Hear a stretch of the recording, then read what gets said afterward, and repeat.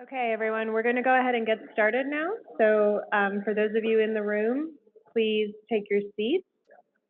And it is my pleasure to welcome you today to the Trust Your Gut, Establishing Confidence in Gastrointestinal Models workshop.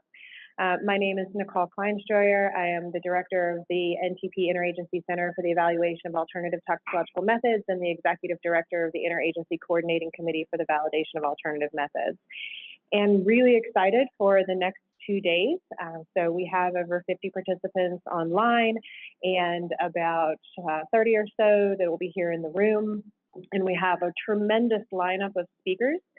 Hopefully all of you were able to join us for the webinars that led up to the workshop. I think that they did a really nice job in setting the scene in some of the focal areas that we'll be talking about over the next 2 days, both in the presentation topics and in the breakout groups that we're having this afternoon. Okay, so it is now my pleasure to kick things off by introducing Dr. Yi-Eun Jung, who is a postdoctoral fellow with the U.S. Food and Drug Administration, and they will be speaking to us about evaluation of human intestinal epithelium in an MPS platform as an in vitro model for drug absorption.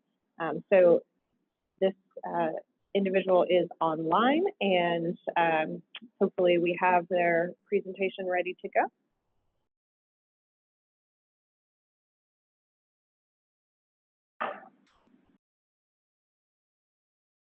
Great, looks good.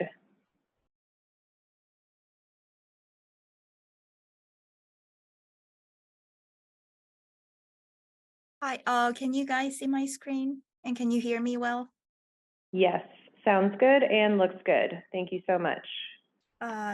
Thank you for the introduction. Good morning. I am Yeun Jung, Rice Fellow at FDA CEDAR.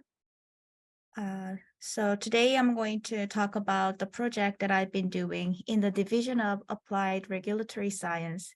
It is about the evaluation of human intestinal epithelium in MPS platform as an in vitro model for drug absorption. So I will begin with the introduction, project aim, project plan and progress, and summary. In the early stages of drug development process, potential drug candidates may get terminated due to their unfavorable ADME profiles, such as metabolic instability and poor permeability or drug absorption. And the permeability of drug candidates can be investigated by a couple of different methods or their combinations. For instance, in silico computational modeling, artificial membrane permeability assay, also known as PAMPA, cell-based systems using KECO2 primary enterocyte or differentiated cells from iPSCs, in vivo animal and human. The KECO2 cells, they have been widely used in the field of pharmaceutical research, drug development, or regulatory sciences in order to predict and understand how drugs are likely to be absorbed in human intestine. We can use this system to evaluate potential drug-drug interactions that may affect the absorption of drugs when multiple drugs are taken together. And we can also check the drugs interaction with transporters and the effect of permeability enhancer, excipients, and it is also employed as a part of bioequivalence assessment process. And they are derived from human colorectal adenocarcinoma, so they share some characteristics with normal enterocyte, but they don't fully replicate the complexity of in vivo human intestine. Once they are plated onto a transwell membrane, they form a confluent monolayer with barrier properties. They are differentiated into enterocyte-like cells with polarized structures. They express apical brush border enzymes, active transporters, efflux pumps, and the apparent permeability of drugs correlate with the extent of drugs passively absorbed in human intestine. However, the caveats of this model include very high barrier integrity compared to physiological values of human intestine, limited expression of transporters and drug metabolizing enzymes, and the lack of mucus layer, which may influence the interaction of drugs and excipient with intestinal epithelium, and lack of peristaltic movement and fluidic flow. All these factors lead to an incomplete recapitulation of in vivo situation. So these KCO2 cell studies need to be complemented by in vivo assessment. The efforts to develop superior alternatives, SIVM, have been ongoing for several decades with continuous advancement. Multicellular environment within biopolymer or tissue-derived matrix, an MPS model based on organoids and microfluidic chips with flow and or mechanical stretch. However, it is unclear whether this advanced and complex model can exhibit better performance reliably and reproducibly compared to the conventional static systems. The model that we've been assessing in our division is CMBio's physiomimic Scott on a chip model. Unlike this gold standard 2D static picture, this physiomimic system is equipped with perfusion mode, which provides continuous fluid, creating more physiological environment. And the questions that we wanted to delve into are, does this microfluidic flow induce KCO2 cells to develop more complex structures and have biological barrier functions that mimic human gut physiology? If so, then can we get improved drug permeability predictions using this model? So we aim to comprehensively evaluate this model to see if it can replace the conventional 2D model for the specific context of use, drug absorption. And our aim aligns with our division's goal, move new science into FDA regulatory process by surmounting regulatory and scientific obstacles and developing, evaluating novel tools to facilitate regulatory process and drug development. So we plan to explore the monolayer's integrity, function, and phenotypical development in gene expression profiling with a focus on drug transporters and drug metabolizing enzyme. And based on the expression data, we are going to investigate the functional activity and then the quantity of specific proteins. And lastly, the apparent permeability of all BCS class drugs will be measured, and we will examine and the degree of correlation between static and human versus MPS and human will be compared. And here I'm showing our preliminary data, and figure A shows the TER value. It is an indicator for how tight and intact a monolayer is. And we observed that the MPS groups are likely to have reduced TER compared to static. And this result was confirmed by enhanced permeability of dextran in figure B.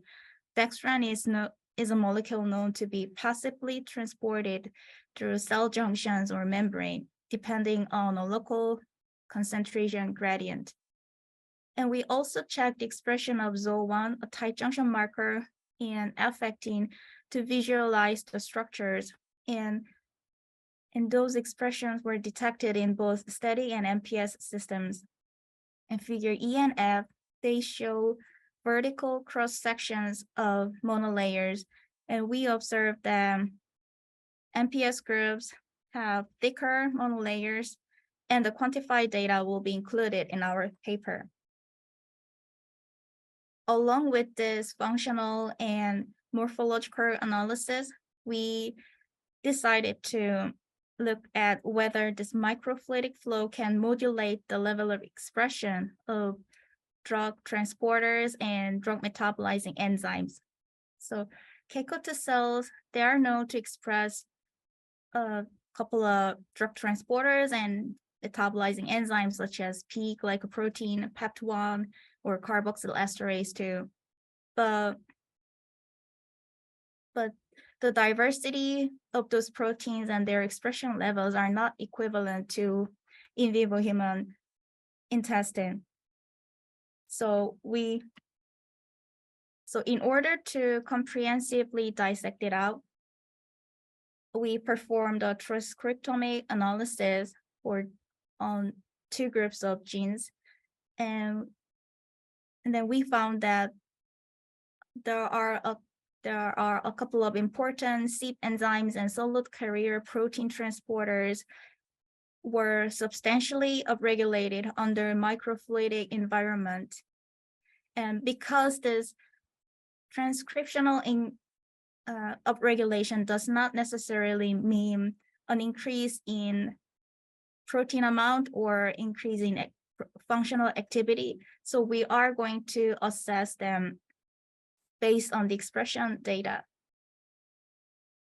So in summary, the outcomes that we will get through this project will provide us with evidence on the validity of using this model for the specific context of use, drug absorption. And this comprehensive evaluation on this model will help us understand its performance, reliability, and predictive capabilities compared to the gold standard 2D static model. And I'd like to thank the support from our division and Office of Clinical Pharmacology and the efficient and productive collaboration with CM bioscientists. This is the last slide of my presentation. Thank you very much. So we have plenty of time for questions. If there are questions in the room or online, I see one in the Q&A possibly. So in the Q&A from one of our online attendees, the question is, which cell types are you using in the CN Bio system? So for this project, we are using just Keiko2 cells. It's just single cell only on this platform. Okay, thank you. Yeah, please go ahead. Your seat. Yeah, just make sure you press the microphone. Yes, hi. Thank you for the presentation. I have a couple of questions. One, with the Keiko monolayer, did you characterize how many were M cell versus enterocytes, meaning did they transform to ciliated cells, and were you able to see how much, if that monoculture changed over time? We didn't specifically look at the formation of ciliated cells from Keiko2 cells, but they are known to form like polarized structures like apical and basal. Yeah. So will that be a part of the characterization in the future? Or you don't know? That's not our part of assessment, but then I can bring it up to our with our mentor. Yeah. Sure, and I think that's what this workshop is about, just to kind of us to figure out what is most important and what is not most important. My second question for the permeability with the static versus the flow through, it's a huge difference in those 2 bars in your results graph. Did you challenge the Keiko cells with anything? I'm a toxicologist, so forgive me for thinking in just this one direction, but did you expose them to anything to recharacterize or to remeasure the permeability of the static versus the flow, or was that just the cells healthy and not perturbed in any way? They were growing in a normal condition, just regular media, and there was no interruption during the No challenge, torture. okay. Yeah, no challenge Okay. at all. Okay, great, thank you. Thank you. Okay, we have another question online. How are you thinking to implement the presence of the intestinal mucus layer since it is produced by goblet cells?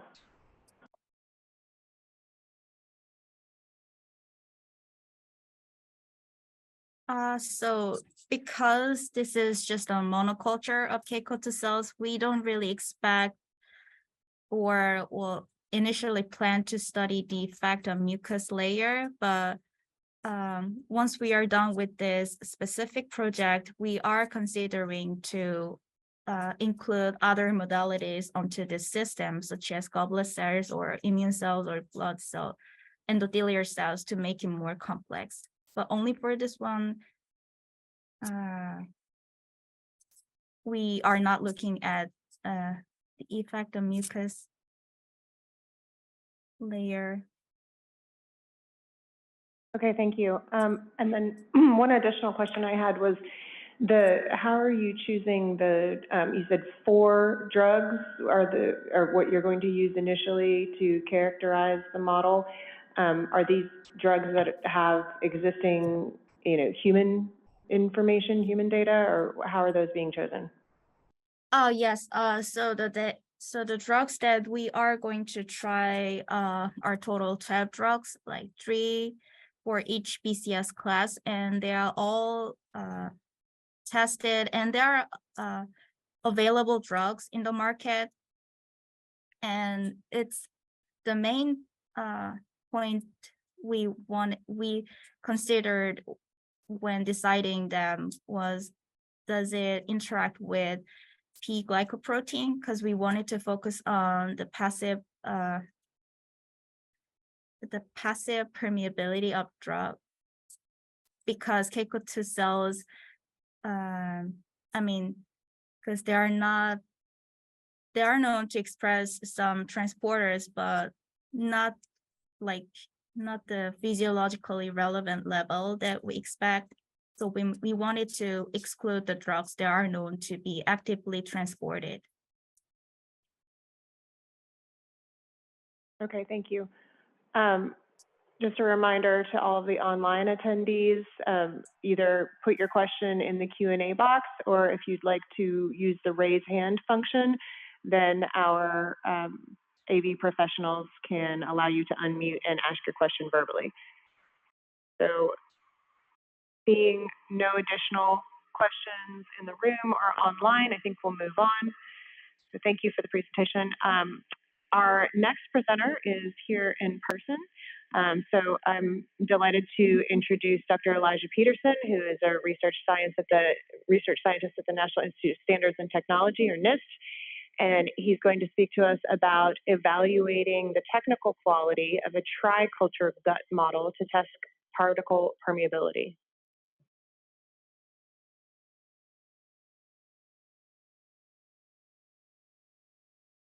All right, well, thanks again to the organizers for this opportunity. I'll be describing the hard work of 2 of my postdocs, Robert and Anna. I was not in the lab doing all this, so I guess I'm happy to share what they've been up to. So to take a step back, this is a figure that some of you will know very well. I think Nicole put it together with the help of the people in her team. This is from the NAMS validation report. We're currently revising after we had the public commenting period. So essentially, we're trying to get to flexible fit for purpose NAMS validation. There's a lot of components that are important and involved. I'm going to be narrowing in on the bottom left, which is the technical characterization dimension of it. But all these other things are also important, and I'll touch on them a little bit, some of them a little bit. So how some of us have looked at this technical quality dimension. We've had been talking about this for years, working on various assays. So myself and a number of colleagues, including Nicole, who's with us today, put together a paper that was published earlier this year in Altex, where we talk about a framework that you can walk through if you have a NAM that you think is pretty good and maybe you're ready to take the next step to understand better for the technical quality, and improve the technical quality and understand it for potential commercial or regulatory use. So again, this is a collaborative project. The outcome was certainly better than anything I could have done, and we had a lot of excellent discussion, input from different agencies with their unique perspectives, and some international input from EMPA. And so overall, we were, had some suggestions that people could follow if they wanted to look at the technical quality about how to apply basic quality tools. Some ideas were for making statistical models that incorporate all the key sources of variability or expected key sources of variability. But there could be a trade-off at some point where you have, infinite number of controls, you have infinite cost, so there may be some limits to what all you can get to. And I think that last one will be interesting in the course of what I'll show you today, because unlike many presentations where everything works great, I'll be talking a lot about how things not working and where there's still problems and how things are not working so great, and where can we live with this or not. So this is the framework that we work, that we came together in the paper. So there's in the universe of the scientific literature, there's hundreds of thousands, millions, I don't know, some huge number of names that could be potentially evaluated. But then you're like, okay, so which ones do we want to take to the next level? So some things for us is that there's not technical red flags where you can put a ton of effort in and then you're still kind of to somewhere that you find insufficient for what you're looking for. Also has to have some biological relevance, ideally through human data. If not that, then maybe in vivo data or what's currently being done. And so once you have something that you then want to take the next steps, you can do some technical evaluation where you're, just kind of conceptually using tools to understand the assay. And then that can help guide your assay design, robustness testing, and so forth. All these feed into your model. And if needed, in a laboratory evaluation, for some context of use, this may be needed. For some, it may not be needed. And you'll notice on the right hand here, there's these dotted lines, because you may find something at the end, you think you're nearly done, you're doing an in-lab study, and you find out, oh, well, I need to go back and change conceptual charts. There's something that popped out that I hadn't even realized could be important. And so these are all, it could be that you go through it once, or it could be that you're going back and forward and all around. So I'll be talking a bit more of a complex model than the last presenter, where she was talking mainly about the first model here with the KICO2 monolayer. I'll be talking mostly about the triculture model. So in this model, you have additional complexities. One of them is you have these HT29 MTX cells that add mucus that can impact the permeability in various ways. You also add, after 14 days, these Raji B cells that secrete various secrete things that then cause some of the KICO2 cells to transform into M cells. So conceptually, this makes a lot of sense. There's more complexity, it's more human relevant. That should make sense. And it's also not super complicated in terms of putting it together, where you, instead of adding the KICO2 cells, you add a 9 to 10 to 1 or 90% KICO2 and 10% HT29 FTX. And then at day 14, you start adding some of these Raji B cells. So it seems not that complicated to run, although one downside is it's 21 days. So that makes some things more challenging in terms of throughput and especially knowing that something might have gone wrong. Okay, so these are what, when we were looking through this and doing some of the conceptual evaluation, this popped out to us as some of the key parameters to consider. One of was the cell viability and metabolic activity, which you can assess with MTS assay. This can give you an indication of whatever you're testing the permeability of, is it toxic?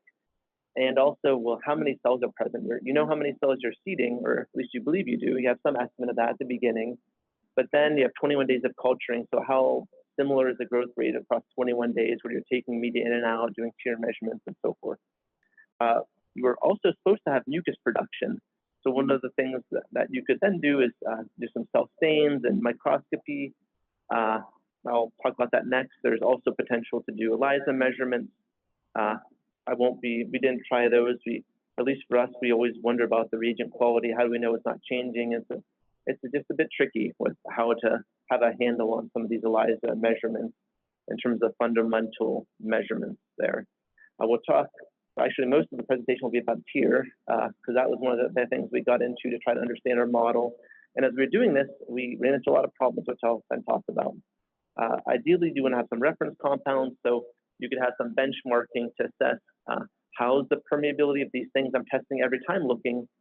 And so then when you're doing something new, like for example, in this case, we're looking at particles, it could be nanoplastics, could be engineered nanomaterials, so that we have some confidence that the system is performing well in terms of what's really our key measuring is this permeability. And then you could, lots of people will have a picture in their paper of the M cells and they'll do electron microscopy. This is not ready for consistent usage. It's time intensive, it's slow, and I'd say it's fairly qualitative, where maybe you get to the 10%, 40%. Maybe you could, if you spend a lot of effort, take some number of images and have some statistical confidence in that. But this isn't something that is ready for, frequent use. In my opinion, maybe there's some other methods that I'm not aware of. I'd be certainly open to that. But for me, as I was looking through what people done in the literature, this is a bit of a black box of, what's happening here with M cells. But again, this is a discussion today. Maybe I'm wrong, and there's great ideas I haven't encountered. So I'm definitely very open to that. Okay, so there's a lot of different pictures in the literature showing just the general idea that you have mucus after you add alcium blue stain. They look a bit different among, some of it's the coloring, how it's added to the images afterwards and processing.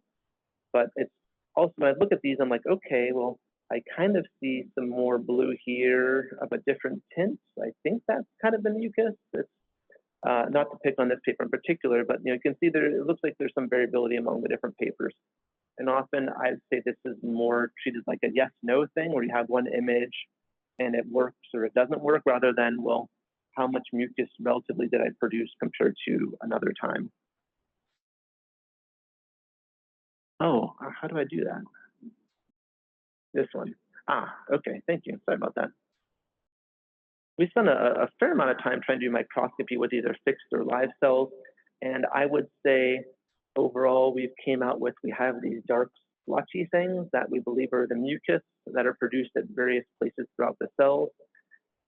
Could I say from one batch to the other that there was clear differences? At this point, not really. So, you can kind of give some confirmation, but these are also, it takes a fair amount of effort to do the staining and then the microscopy and then the analysis afterwards. So I would say this is a bit, at least for how we've done it, we can see some differences in the bi and triculture models, but it's a bit more qualitative, I would say.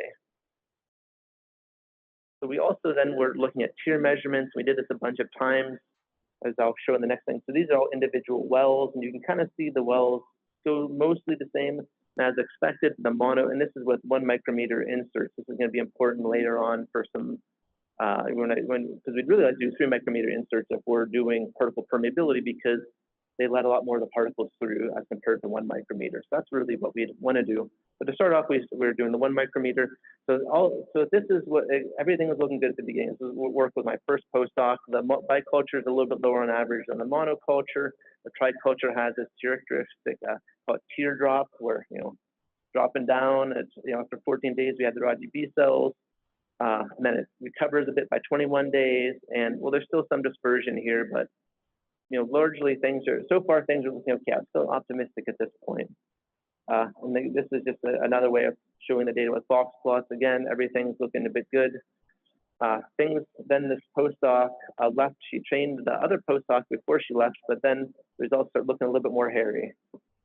So this is with a 1 micrometer insert. We were seeing the drop at 18 days instead of 14 days. We don't really know why. And what we found is that then we're like, well, maybe this isn't important. We want to do the 3 micrometer inserts anyway. Well, again, we're seeing the same kind of situation, and often the tear values are a bit lower than with the 1 micrometer. And our hypothesis was, well, it's just a bit harder for the cells to grow with these bigger inserts. So that kind of makes sense. So then maybe we can do, sometimes in the literature they'll go to 22 days or a little bit further. So maybe we just need to extend it.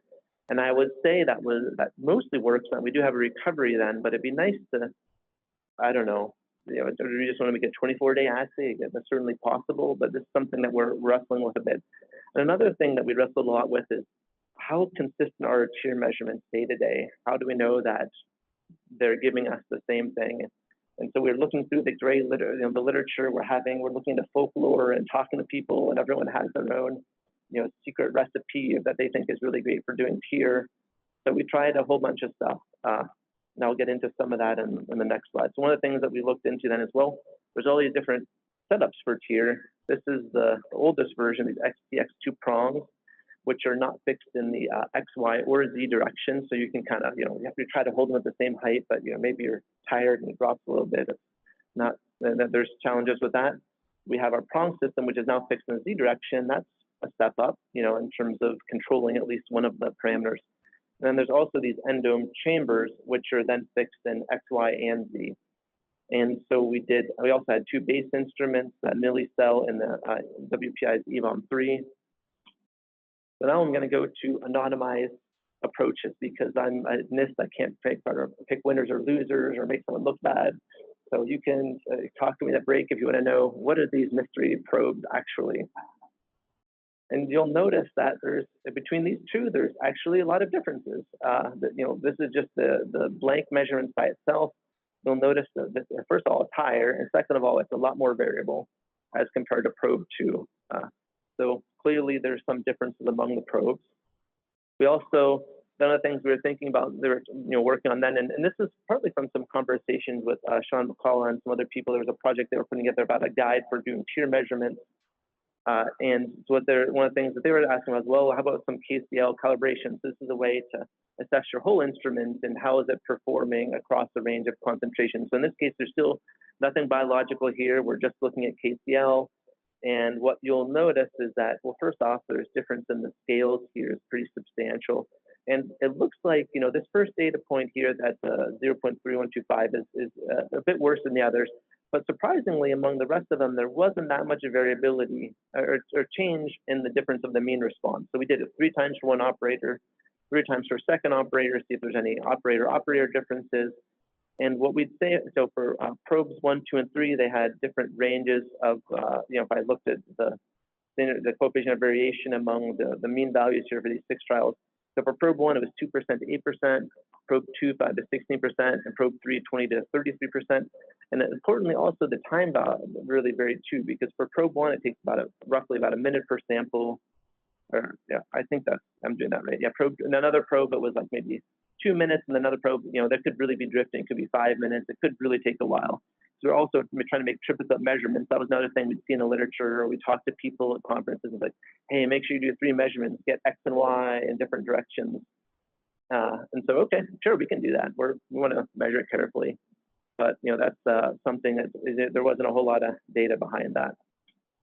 So then, this is kind of just a distillation of what we, shown in the previous graph where, as expected, there's different calibration curves. And if you look at the literature of the manufacturer, they also say it should be different too. There's, various reasons for why they're different. Okay, so this is another thing we looked at is there's some ways you can calibrate the base device itself. And for these, it looks like there's only one plot here because the variability is so little that they're all right on top of each other. So the resistance of the unit itself is very, very consistent. And often, the manufacturer, you can go to 10,000 or I think it's 10,000 and kind of verify that. But we also wanted to go, well, what about lower values? So this is all looking good. And again, when we looked at just under the same days, the potassium fluoride, we got coefficient of variation around 7 to 9%. So again, this is an absence of biology. So with the biological differences, you'd expect this is kind of the base you'd get for these different resistance values. And then we get to the question of if there's a 10% variability here, well, that's about 100 ohms difference. So how does that relate to what I find acceptable for the variability in my tier measurement? Is a 10% thing acceptable? Should I increase N? These are all some questions around precision that I don't have great answers to. But I will say it did match up a bit in terms of if you look at for day-to-day variability. Do I believe that the 7-day data was 150 lower than day 3? I do not believe that. But so in the future we're trying to now do the KCL every time we're doing this, and maybe there's some type of adjustment for the tier performance. So it's really a bit tricky to do day-to-day calibration, at least in our experience. Or again, from here to here, it's dropping 100 or something. Well, I don't think biologically there's any reason it should be dropping from there to there. So probably it's the instrument. So this is something that we're looking into, or maybe this is just a variability and we have to live with it. And this is as good as we can get for this.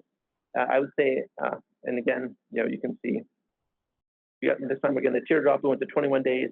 So now we're starting to get some, it's recovering. So we're probably going to go to 22 days going forward when we're doing more measurements. because that seems to be a time point that tends to work. But if it wasn't, maybe we'd go another day. I'm not really sure. It's a 48-hour assay, and people don't want to come in on the weekend. So yeah, there's some logistical limitations that you can run into. Okay, so if you look at the mean values among the different systems, they're not terribly different for probes 1, 2, and 3, and these are all with the triculture models. Yeah, there is a little bit difference. This was done with one operator, this was done with another.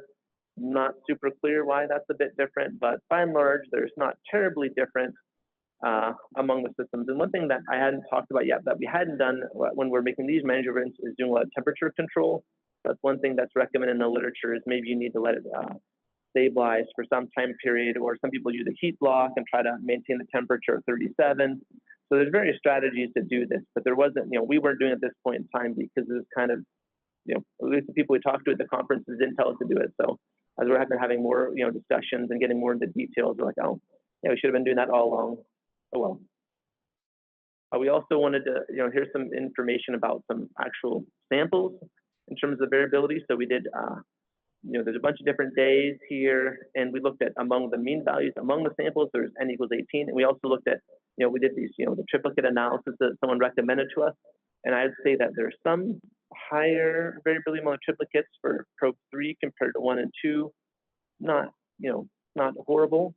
And you will see that there's higher variability here. This is after the teardrop. So I think it was this data here. So, as you get lower, there's, so what happens is, the raw GB cells are added, they cause some transformation, some of the barrier integrities decrease, and that's probably just more variability because there's different biological things occurring at different rates and ways for the different constructs.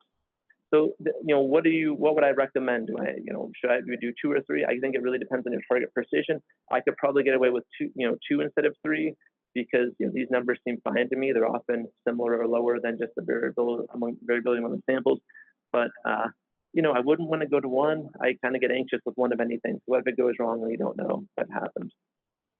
Okay, so that's my kind of talk through the tier side of it, and I think we're getting to a place where we feel a bit more comfort with this now, and hopefully, doing the KCL calibration every time is going to help us smooth out some of these instrument drift and day-to-day variability issues. So the viability testing, we've looked at this with tier and with MTS assay. This is all looking, pretty consistently good. What I'm wanting to do is to do control charting of our control values to see, okay, so this time it was on 1.6 or so. Well, how consistently is it 1.6? And ideally, what we're going to have is we're going to have, tier values, both in terms of the value at 21 days and also maybe some information about the curve itself or the trend itself to pair up with permeability values from, we're going to be doing Lucifer yellow, maybe dextran with FITC on it, and there's different particles we're thinking about as a control. We have a polystyrene nanoparticle that's fluorescently labeled that we're thinking about since this was funded within NIST for some nanoplastic research. We're hoping to build out charts and to say, what are the differences that matter? One of the challenges with this assay is, so say we, things are looking bad. At some point, do we just kind of cut the experiment and just say, well, we cut our losses and do it again after 14 days or something? Or maybe some of these things don't make a difference. It's a bit hypothetical at this point, but either we'll find things don't really matter as much and we have more flexibility with the assay in terms of we get further permeability, or we'll have to make some decisions about what's acceptable or not. So there's a lot of discussion text here, and I'm happy to talk about it further and have other input.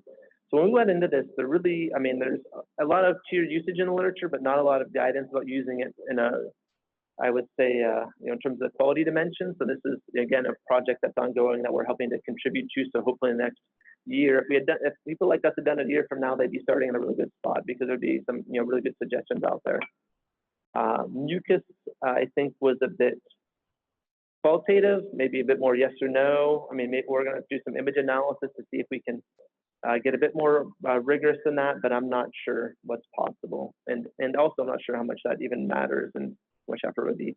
The MTS assay for us has worked pretty well so far. That's been there's been an ISO standard that we helped develop on this for another nanotox assay, so we feel pretty good about that. M-cell conversion was hard, and we're kind of, I don't know, this is a bit of a black box in my opinion. If we really need to understand this, maybe we need to develop a new method or find some other higher, kind of better way of doing it. Or maybe it doesn't matter as much. I don't really know. And And I guess this kind of gets into this, what is our target uncertainty? If I did the assay 3 times, is 20% okay variability for my particle? Does it need to be a factor of 2, a factor of 10? What are we really searching for here in terms of what's acceptable? That's kind of for us.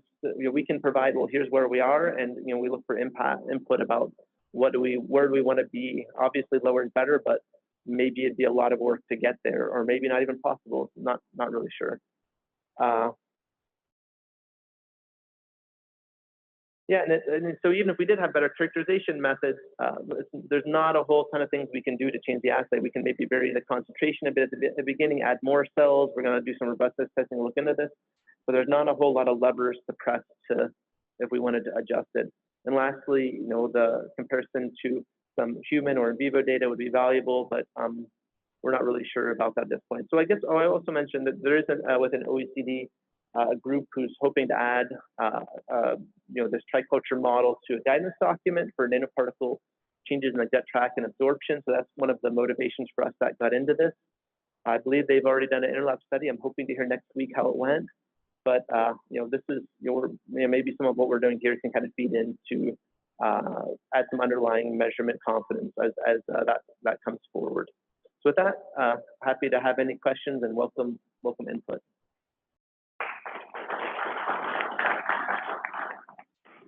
Thanks very much, Elijah. Really illuminating presentation on sort of the necessity of doing that technical characterization of some of your measurement approaches. So we have a number of questions. First, I'll hand the floor to Patrick Lundquist, who has his hand raised online. Patrick, please go ahead. Hi, thank you.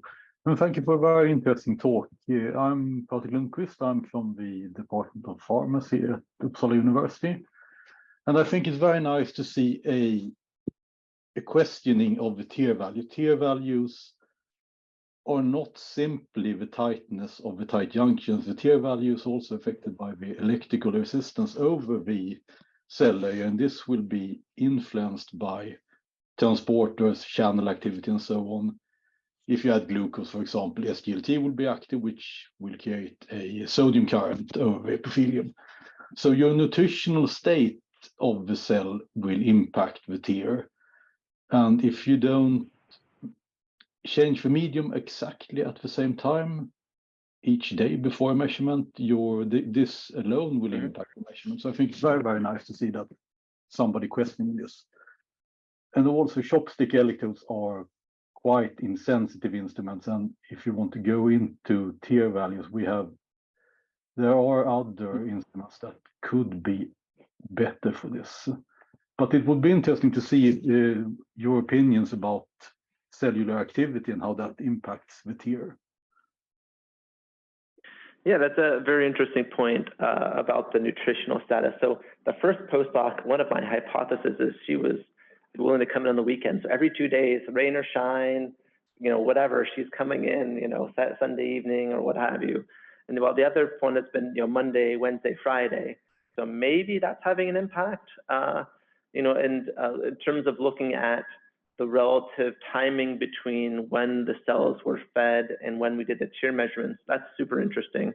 I could see us maybe doing it one in the morning and one in at the end of the day to see, within a day how much difference is there, based on how they're doing that day in terms of the nutrients they've had available. I will say that we have seen even within a day some tear variability that's about as substantial as between days. So we probably try to do the KCL to see if we can try to address that. But yeah, it's an excellent suggestion, and we'll be doing it. Excellent, thank you. Yeah, thank you. Great, thank you. Our next question in the Q&A from Menghang Xia is, what kind of tier system did you use? Have you tried tier 24 or tier 96 systems?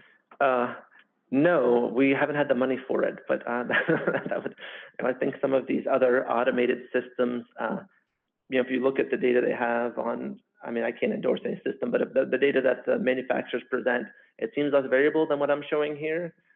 So maybe that would work better, but I was angling for the 50 or 60K to get a new system, but I got turned down last year. But hope springs eternal, so I'll try again this year, and it'll be interesting to get into that. Colin, can you use the microphone, please, so the folks online can hear as well? Thank you.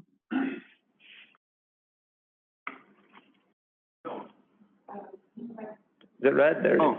okay, sorry.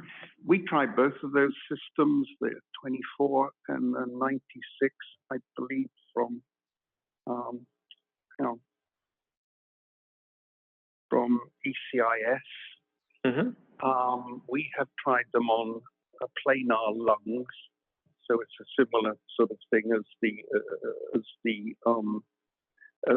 gut, and we found they worked extremely well. We have a grant to put different viruses on the constructs, so we, in the case of the lung anyway, we let them mature for, but 21 days until they're all ciliated and stuff. Mm-hmm. Hit them with different viruses, and then put them in these machines, and it gives you a constant TIA readout within an incubator. And we've, you know, we haven't looked into anything like the, you know, changing the media and all that, because we only do it over 72 hours with the virus. But it gave us consistent results, and it was very, very fast and minimal hands-on.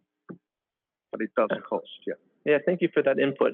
I think, you know, so it also gets kind of interesting into something for standardization, where if we're going to publish something, we can't expect everyone to have one of these systems. So we probably need to have guidance along the pathway of from the prong system and the chambers and, you know, these other things. So I think, you know, this probably would resolve some of our questions, but it also at the same time, for a standard, it may hide some of the issues people could come up with. So I think it needs to have a spectrum. Okay, we have 2 questions in the room. John, please go ahead. Hi, thank you for your talk. John Wamba from Environmental Protection Agency. Have you reached out to any of the contract labs that do kind of CAECO2 to orders? You know, some of them seem to, you know, do the assay hundreds of times or thousands of times a year, so they have to prepare lots and lots of wells. I would imagine that they have experience like swapping out technicians and things like that, and a lot of the variability that you've seen. And if they're willing to share, maybe they have some of the nuggets of experience. I don't know. I just know that they exist. Yeah, my impression is the CAECO2 by itself should be simpler because there's just less things happening. You don't have mucus, you don't have the M cell transformation. So I think it should be less of an issue. I mean, it's actually, you know, for us, it's kind of good that things are getting messed up because we want to do robustness testing anyway and stretch things to where then they're not working. So that this is coming up, I don't know is necessarily bad. I mean, maybe it slows down things, but it also, I think, enriches it because we got to figure out how it works under a range of conditions. So, but you know, it's an interesting idea to talk to some of the contractors who just done the CAECO2. I'm not sure how much better it would be if we'd only been doing it to CAECO2. It's an interesting question. Okay, thanks. Christy, go ahead. Yes, in addition to what Patrick Lundberg said about media change, I think we should also add to the list the passage number of CAECO cells, because I never knew it was called the teardrop before, so now I'm totally going to start using that phrase. I love it. But we noticed variability in the teardrop as well, and so by going consistently into passage numbers for the CAECOs particular between 20 and 30, we're getting much better consistent results and not seeing a teardrop. So again, I don't know if that's how it's supposed to really be or not, but I think we as a group, we need to be exploring that too. So I love that. Second, and I hope this is not too philosophical and we can talk about it later on in the breakout session, but I guess I'm just questioning or wondering about normalization of the tier. You mentioned over different, I guess, wells or trials, you might have a starting value of tier at day equals whatever that's different. But if we're trying to do this as like a read across in some way where we're comparing things against each other, then, I mean, can we normalize the different trials on some day one and then look at the rate of increase or the rate of decrease? And wouldn't that be a way to use this tool where we wouldn't have to worry so much about batch-to-batch reproducibility or well-to-well reproducibility? I think it depends. So first off, with your first point, the passage number is something that, you know, I've certainly seen that in the literature too. I would need to double check about what the ranges the two people had worked on. I mean, but even the first technician, where we'll look perfect for the 1 micrometer, when they got a 3 micrometer, things went to, you know, they look very similar to the second one. So it seems like there's just a bit harder in the 3 micrometer.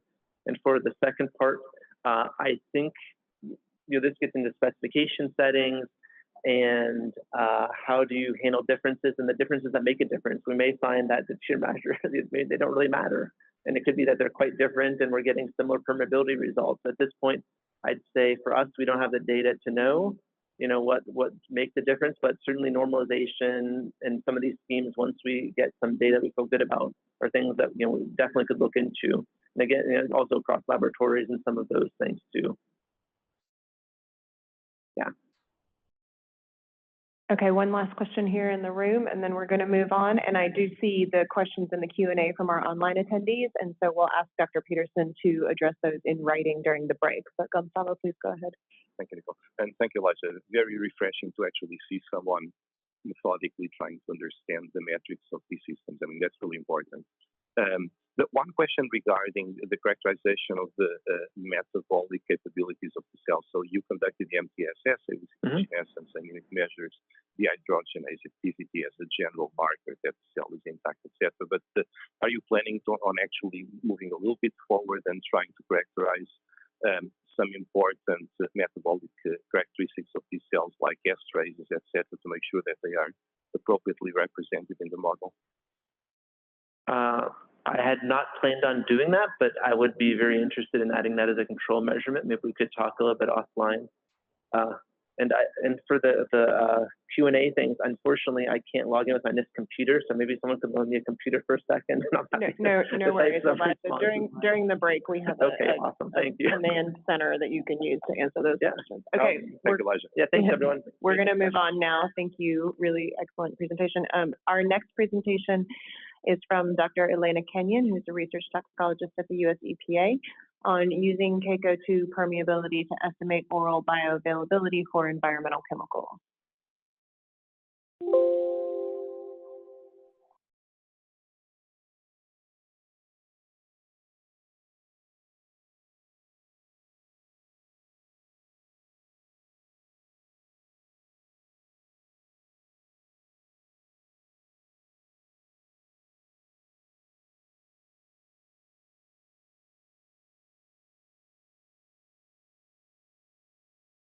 Okay, are you seeing it? Yes, it looks great, and we hear you very well. Terrific, thank you. And thank you for the invitation. I'm going to be talking about using CACO2 permeability to estimate oral bioavailability for environmental chemicals. And I'm going to try to highlight some of the differences or challenges we face with environmental chemicals versus pharmaceuticals.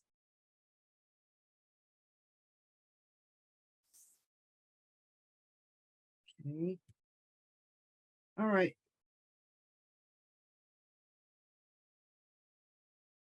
Okay. This is just a brief outline of what I'll be discussing. I'm going to try to talk about bioavailability in a larger context, how that relates to the CACO2 assay method that we use, and then some of the data, the results of some of our data analyses, and also how these data can be used, most importantly. So overall, oral bioavailability is just the rate and extent of chemical absorption into the systemic circulation, but it's really a multi-component process that consists of the fraction absorbed through the gut wall, which is what many in vitro assays are focused on measuring, but is also inclusive of the fraction of the dose that is escaping first pass elimination in both the gut wall and first pass elimination in the liver. Visualized as a cartoon, On the left, bioavailability in vivo can capture an aggregate measurement of all of these different components. In vitro, you start running into some other challenges, which I'll get into momentarily. But because it's biology, it's dynamic. So you have a number of different processes going on, including different forms of diffusion, active transport, biotransformation, potentially by the gut microbiota within the enterocyte and within the hepatocyte. Further, in vivo, you're influenced by gut function issues, which can include whether it's fed or fasted, and other factors of that nature, as well as host factors such as diet, life stage, and the presence of pre-existing disease conditions. When assessing oral bioavailability, you can go in vivo, in vitro, or in silico. And as you proceed from the left to the right, you have increasing throughput, but decreasing biological fidelity. Focusing in on the in vitro systems, because that's where we are from the standpoint of environmental chemicals. Basically, as you proceed down this list, you're increasing your biological fidelity, but decreasing your throughput and increasing your cost. With the environmental chemicals, you're left with the issue of not being able to study them in humans, unlike drugs. And so you have to look at the issue of interspecies collaboration, interspecies extrapolation. And in general, at least for drugs for which there are measurements, interspecies correlation of bioavailability overall is poor. With the in vitro methods, again, going from cellular models that can be enhanced by co-culture and genetic manipulation to have greater fidelity to the biology. You can progress to 3D models that have greater potential for replicating physiological function and structural organization of living tissue. And then you can get also into dynamic systems, 3D dynamic systems, which again have been discussed here and can give you a greater biological fidelity. In silico has the distinct advantage of high throughput and potentially broad applicability, depending on the domain of chemical applicability. You're still data dependent, and these types of in silico systems can range from bespoke PK models that are used for regulatory applications, but they are a chemical at a time, and they are thus slower throughput. PK models that are designed for high throughput screening, such as the HTTK system, which I'll get into more later on. And there are also complex gut compartment models that are used for more specific applications and for accounting for other aspects of gut function. And these are things like the ACAT model that is part of ADMET Gastro Plus that Simulations Plus software produces. So why did we go with CACO2 cells? Other presenters have talked about some of the ways in which these cell lines have limitations, and that I haven't even gone into here. But for environmental chemicals, we wanted to use a system that was commercially available and well characterized. It's also, as has been mentioned, a gold standard in the pharmaceutical industry, and for that reason, there is more data publicly available. CACO2 cells can also mimic many of the structural and biochemical features of the human intestine. And previous studies have demonstrated that apparent permeability, which is what is being measured in CACO2 cells, correlates with effective permeability in vitro, which is in vivo, which is then used for estimation of fraction absorbed. Again, there are some limitations. You have as some speakers have mentioned, you have the absence of some GI tract features. Your transporter and metabolizing enzyme expression, while present, can vary from the in vivo situation. And what CACO2 cells are used for most commonly is assessing passive transcellular membrane transfer, although you can also get a handle on things like efflux and paracellular membrane transfer.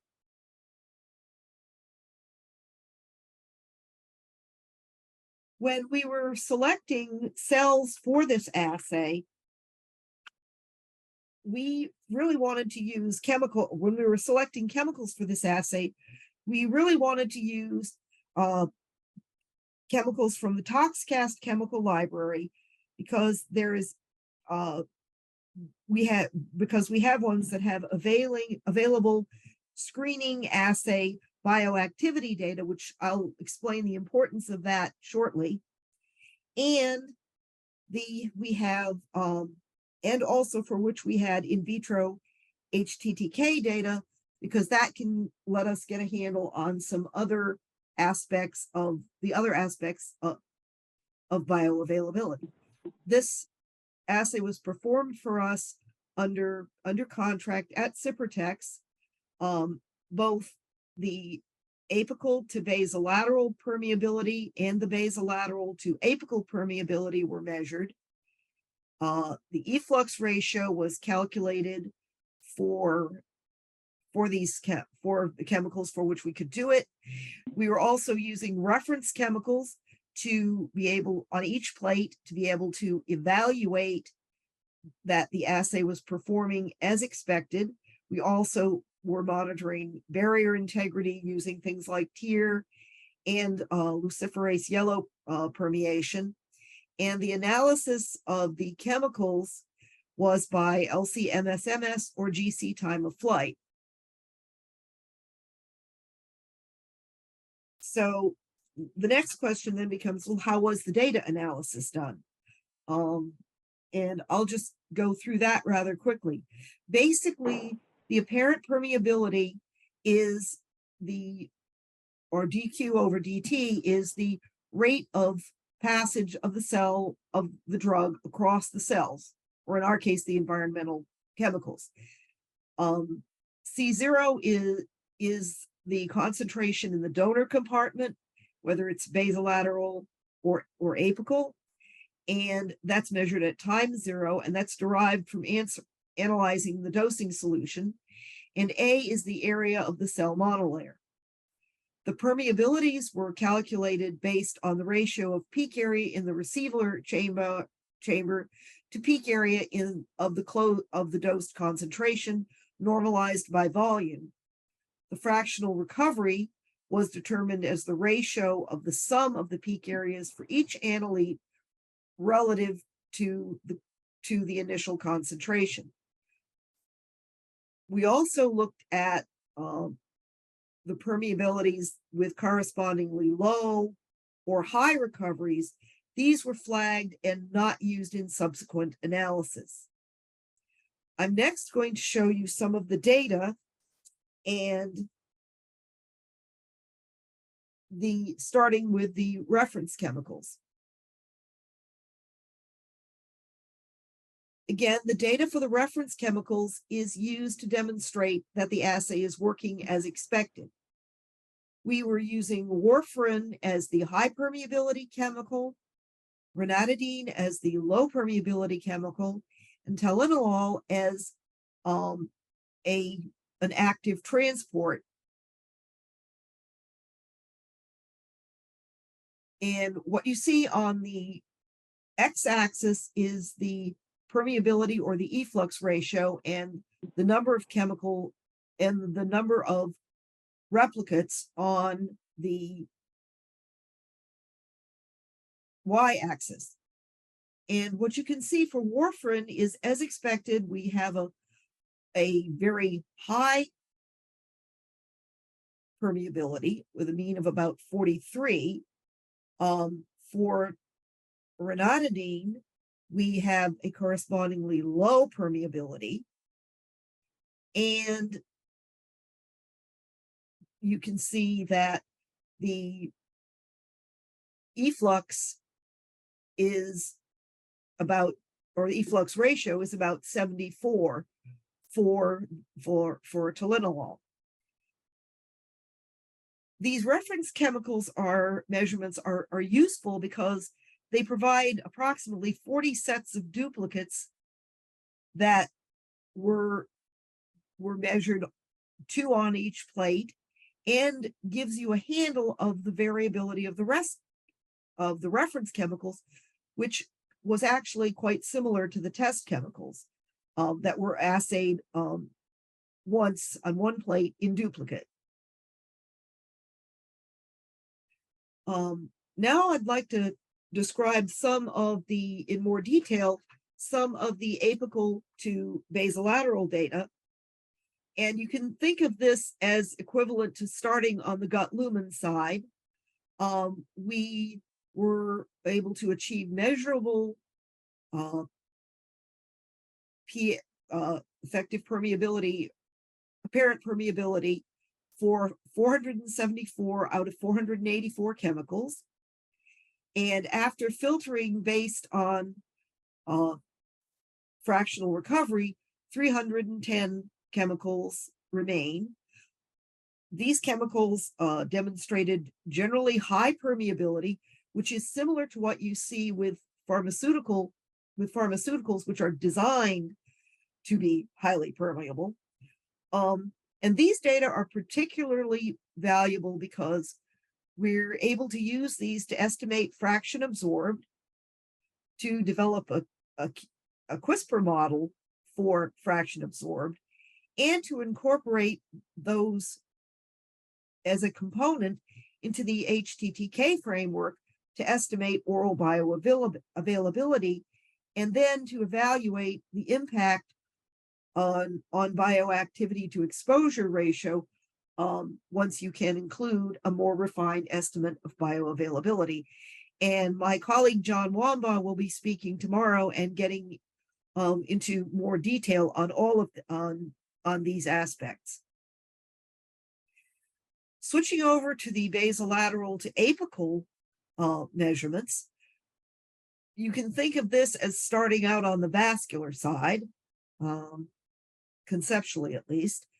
These data are actually used in the calculation of the efflux ratio, and we were able to get measurable applied apparent permeabilities for 478 out of 484 chemicals. After filtering based on the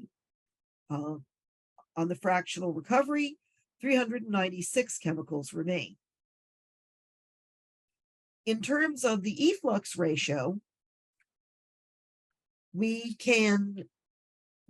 is calculated from the measured apparent permeabilities, and it's the basal to basolateral to apical divided by the apical to basolateral.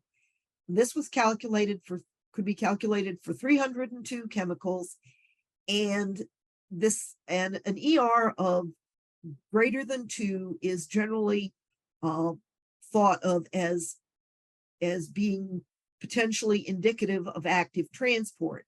And you can see the vertical blue dotted line is essentially 1, and you can see that the bulk of the chemicals were below 1, and there were some that were higher.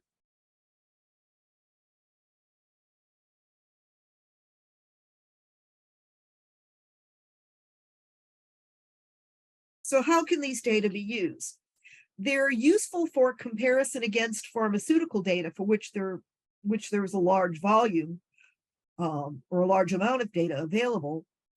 And in general, for at least the environmental chemicals we were looking at, they tended to be on the higher side and similar to much of the pharmaceutical data in the literature. There's also a value in looking at the variability of the reference chemical data, which we observed to be fairly similar to the test chemicals. The overall, again, these data can be used to estimate the fraction absorbed and to build QSPR and other predictive models by us and other people. Incorporation into an existing framework such as HTTK can provide you with refined estimates of bioavailability, which can then improve your screening level risk prioritizations. And the other important thing to note is that these data will soon be publicly available via manuscript, also via the HTTK-R package, and on GitHub, and via the Comtox Chemicals dashboard. Now I'd like to show you just one example of an application once you've gotten to the level of incorporating bioavailability into a platform like HTTK.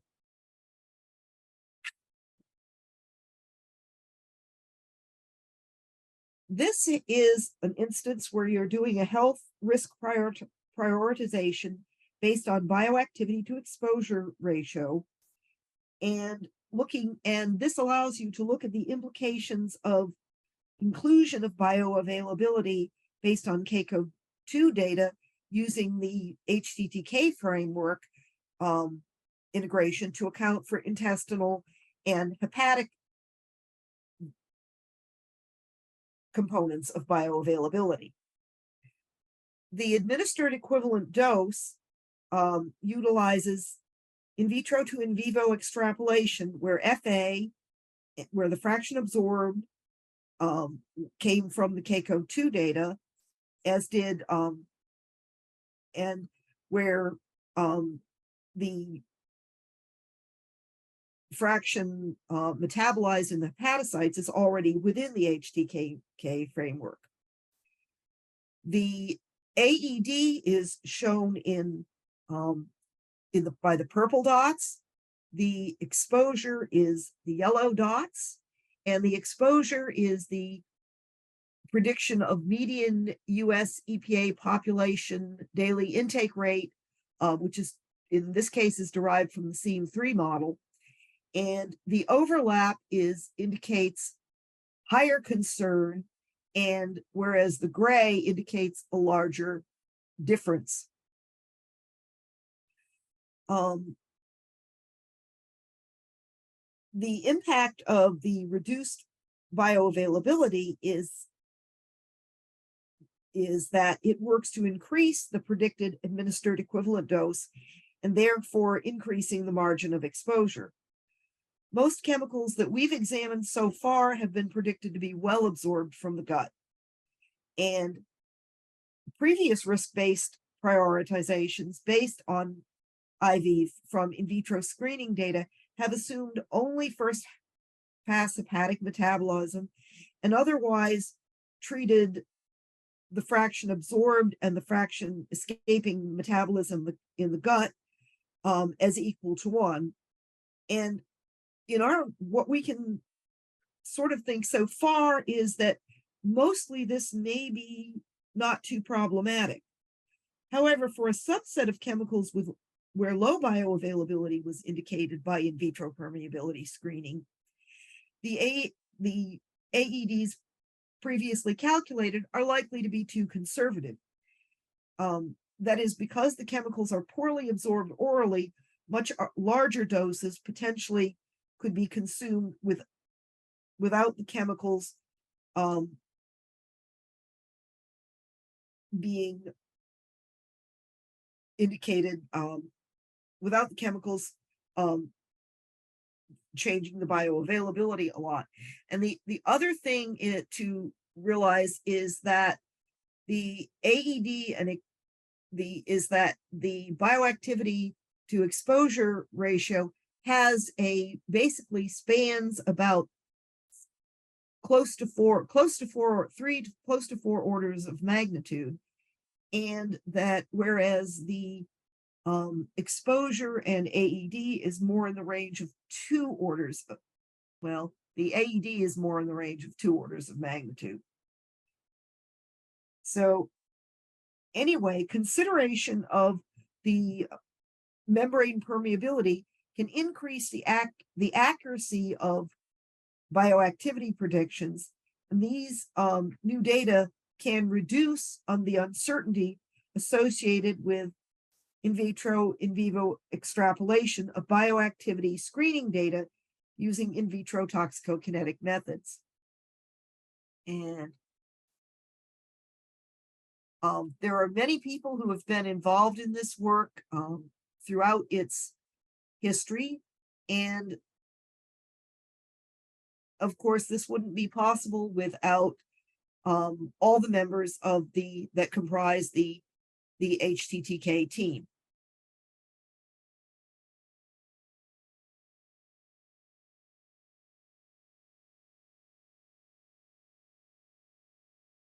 Okay, great. Thank you so much, Dr. Kenyon. We have time for a couple questions. We have one in the room to start off with, and then we'll go to the folks online that raised their hand. Hey, Linda, this is Dave Allen. Thanks very much.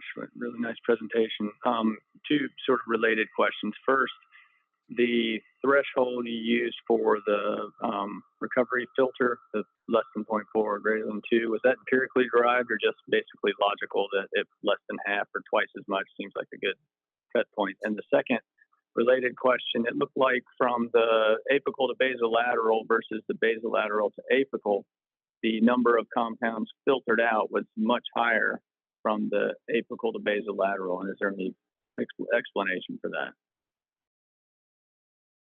Okay, can you repeat the first question? The first question was just the filter that you created, the thresholds for recovery. Was that empirically derived, or was that just basically a logical approach of, less than half or twice as much? It was based on what I know. It was pretty much pragmatic. Okay. And in answer to the second question, there are differences in the volume of the chambers. And the honest answer is I'm not entirely certain because of the answer to your question, because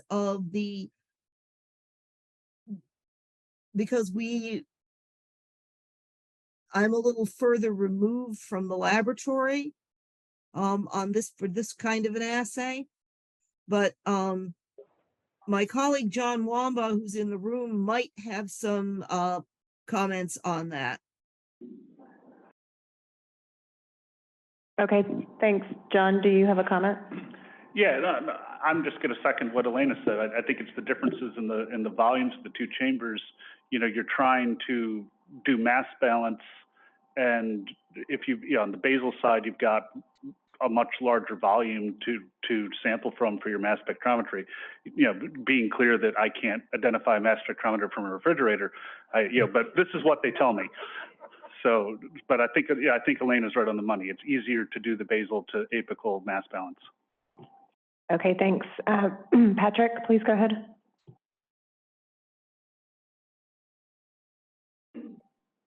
Yes, a follow-up question on the recovery there. Did you try to measure the amount of compound bound either into the Kakadu cell layer or bound to plastic in the setup? Because we find that a lot of lipophilic compounds, whether they be drugs or different organic chemicals, have very significant binding to both these compartments. And this could potentially increase your recovery quite a bit. Okay, I couldn't entirely hear the question, but I think you were asking about losses due to binding within the system, and that could certainly be a factor. And it's one that is, and one of the questions I've thought of is, in any of these systems, how do you assess, are people assessing routinely things like binding to the cellular, things like the plastic components versus the versus the biologic versus non-biologic binding. And again, that is something that is relatively, that can be problematic in any of these systems. And we did not try to assess that. Thank you. I think it could be a large improvement to try and especially look at the accumulation in the cell layer. And the thing I should mention, these were 2-hour incubations. And we used a starting concentration of, I believe, 10 micromolar. And the cells were an appropriate passage number and consistent, and they did have the basic measurements of the quality assurance type and systematic function measurements were included. Okay, thank you so much. Okay, so we are going to take a 10-minute break now and reconvene at 10:40 for our next set of presentations. So thank you very much, and we'll be back in 10 minutes. Okay, so thanks everyone for coming back from the break. And now we're going to get started with the second half of our program this morning.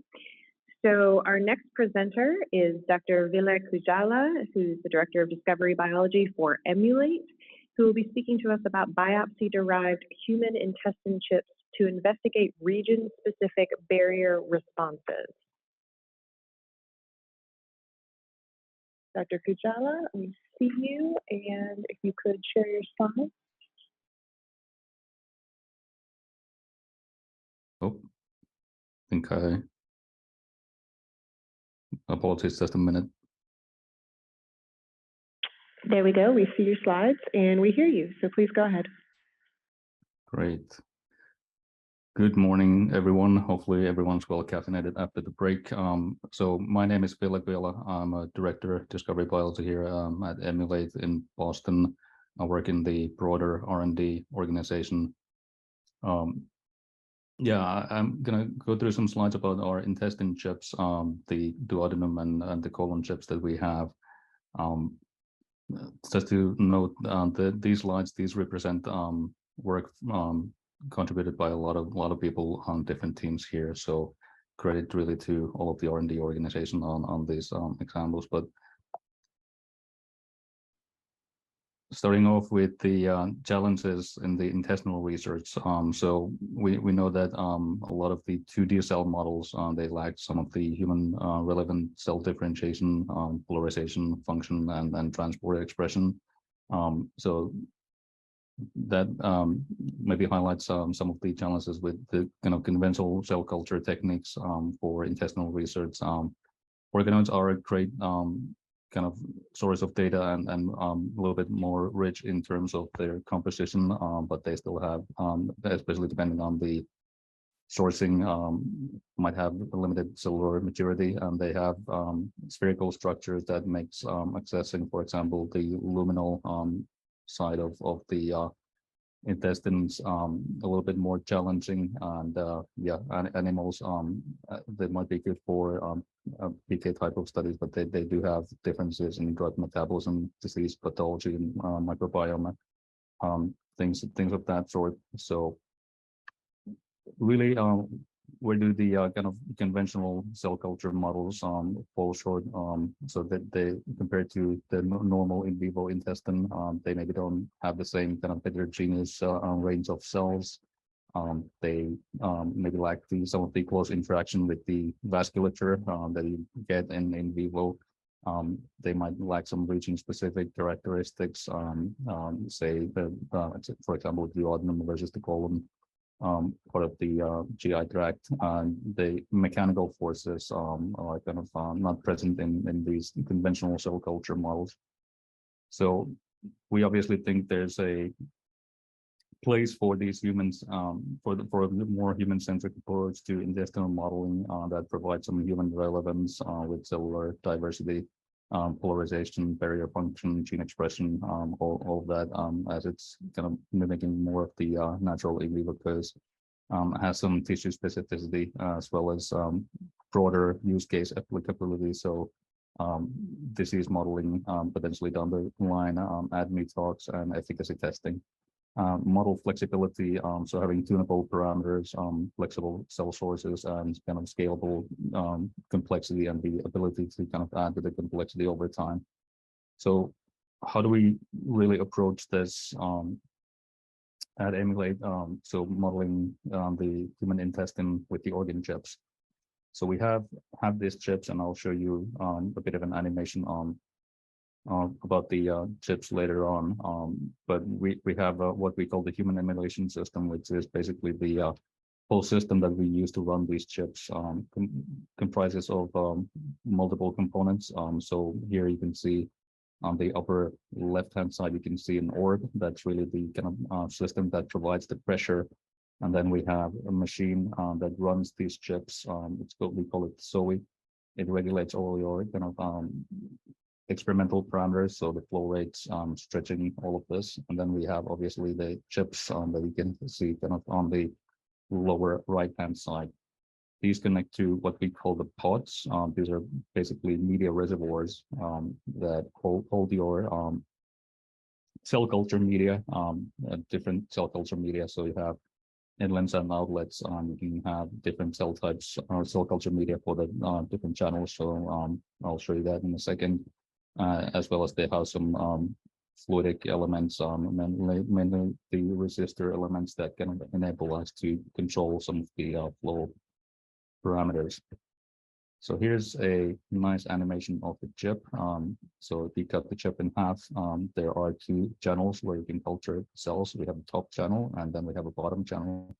You can hit these channels are kind of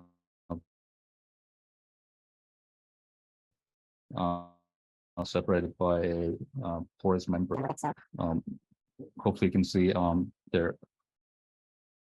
Oh, my internet connection is maybe unstable, so maybe I'll... Dr. Kajala, I would suggest you turn your video off to increase your bandwidth. Thanks. Yeah, give me just a second. I need to find the controls. Seems my computer is running out of RAM at the moment. Doing some sort of an update on the background. Apologies.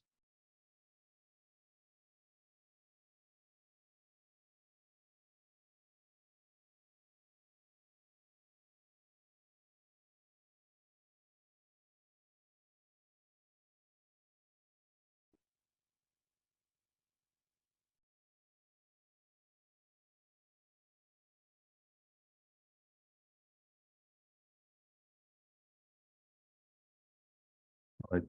Doctor, Hello? are you? Oh, yes, we can hear you now. Thank you. Great. Can you still see my screen? Yes, we can. All right. Apologies on technical difficulties here. Something happening with my laptop. All right, so organ-on-chip technology, comparing the kind of organ-on-chip technology with the organoids. So some of the features that the chips can, for example, provide are media flow, mechanical forces, in vivo relevant cytoarchitecture, consistent size and shape of the tissues. So our the channels in our chips are kind of always the same size, and when we seed, we get kind of consistency in terms of the size and shape of the tissues. They're easy to image. I'll show you examples on some confocal imaging later on. easy to measure barrier function, and then you can also start to do things like microbial co-culture on these platforms, whereas with organoids, it requires microinjection into the organoid lumen. So we've developed two intestine chip models, the duodenum and the colon. And I'll go through some brief examples of both, mainly on the colon, but they kind of use the same chip type and the same architecture. On the top channel, you have the intestinal epithelial cells. So duodenum origin on the duodenum and colon origin on the colon. You have the porous membrane, which allows the cell-cell crosstalk between the two compartments. And then we have endothelial, so we have intestine-specific endothelial cells in the bottom channel, and the kind of vacuum channels on the side. So unfortunately, the video didn't really work, but you can apply vacuum to the vacuum channels here on the side, and that stretches the membrane kind of laterally. So that's kind of the basic setup of our chips. A little bit about the duodenum chip. So if we look at some of the imaging, so as I mentioned, you can easily do imaging through the chip. It's transparent. So here we've stained the epithelial tissue with different markers for absorptive enterocytes, goblet cells, endocrine cells, and Paneth cells. So all the major epithelial cell types are present on the duodenum chip. Looking at the epithelial polarization on the chip, so this is looking at NHC3, which is a sodium transporter and a breast cancer resistance protein. You can stain for them, and if you look at the fluorescence intensity as you kind of measure that from the membrane up, you can see that those are kind of higher up in terms of their localization compared to the DAPI signals. So the duodenum intestine chip kind of demonstrates this cellular polarization and correct location of major intestinal transporters.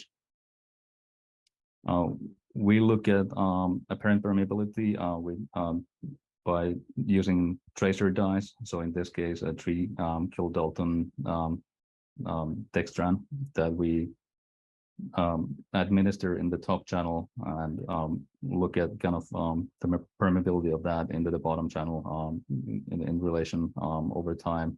And here you can see day 3 of culture, we kind of get established tight epithelial barrier as we define it.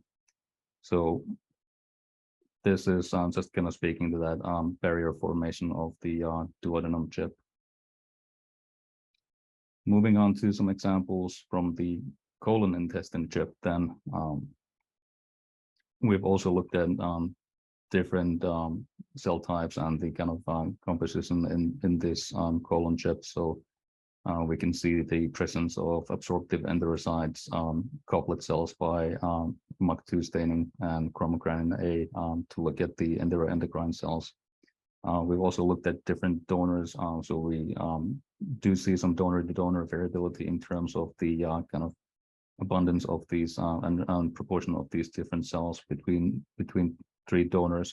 So all the major epithelial cell types, they are present on the chip with the kind of expected donor-to-donor variability. This is really looking at the same markers, but gene expression of them through PCR. So here's relative gene expression compared to organoids at the time of seeding. So this is looking at 2 different time points, day 5 and 8, across 4 different donors. And yeah, you can see there is definitely donor-to-donor variation here. But if you look at donor 4, that's a pediatric donor that has substantially different kind of gene expression profile compared to donors 1 to 3, which are adult donors. This is looking at barrier formation and the effect of the endothelium on the barrier formation. So the 2 conditions here are with or without the endothelium present. In both conditions, we do have the epithelium in the top channel. And on the left-hand side, you can see stainings for F-actin, SO1, E-cadherin, So the representative confocal imaging on day 5 shows that the chips have established a strong epithelial barrier with tight junctions in the presence of the endothelium, whereas without the endothelium, tight junction are poorly defined and they have incorrect localization of tight junction markers. Same thing with the apparent permeability values. So if you look at with or without endothelium, with endothelium you establish a tight barrier much sooner and you maintain that, whereas without the endothelium you ultimately get there, but it takes 6 days to get across that threshold that we define as a tight barrier. So endothelium definitely has an effect on the epithelial kind of tight junction and formations. This is looking at the epithelial polarity and how that's improved by on-chip culture and the mechanical forces. So this is comparing different conditions, and the conditions are just your kind of classic transwall static chip condition, and then a chip with flow and stretch applied to it. And the epithelial polarization and cell height are improved by the chip microenvironment. You can see that from the analysis comparing the colon intestine to transwall co-culture model using the exact same cell sources. Moving on to transcriptomic analysis. So this is using a novel metric that we published a couple of years ago on. It's called the transcriptomic signature distance.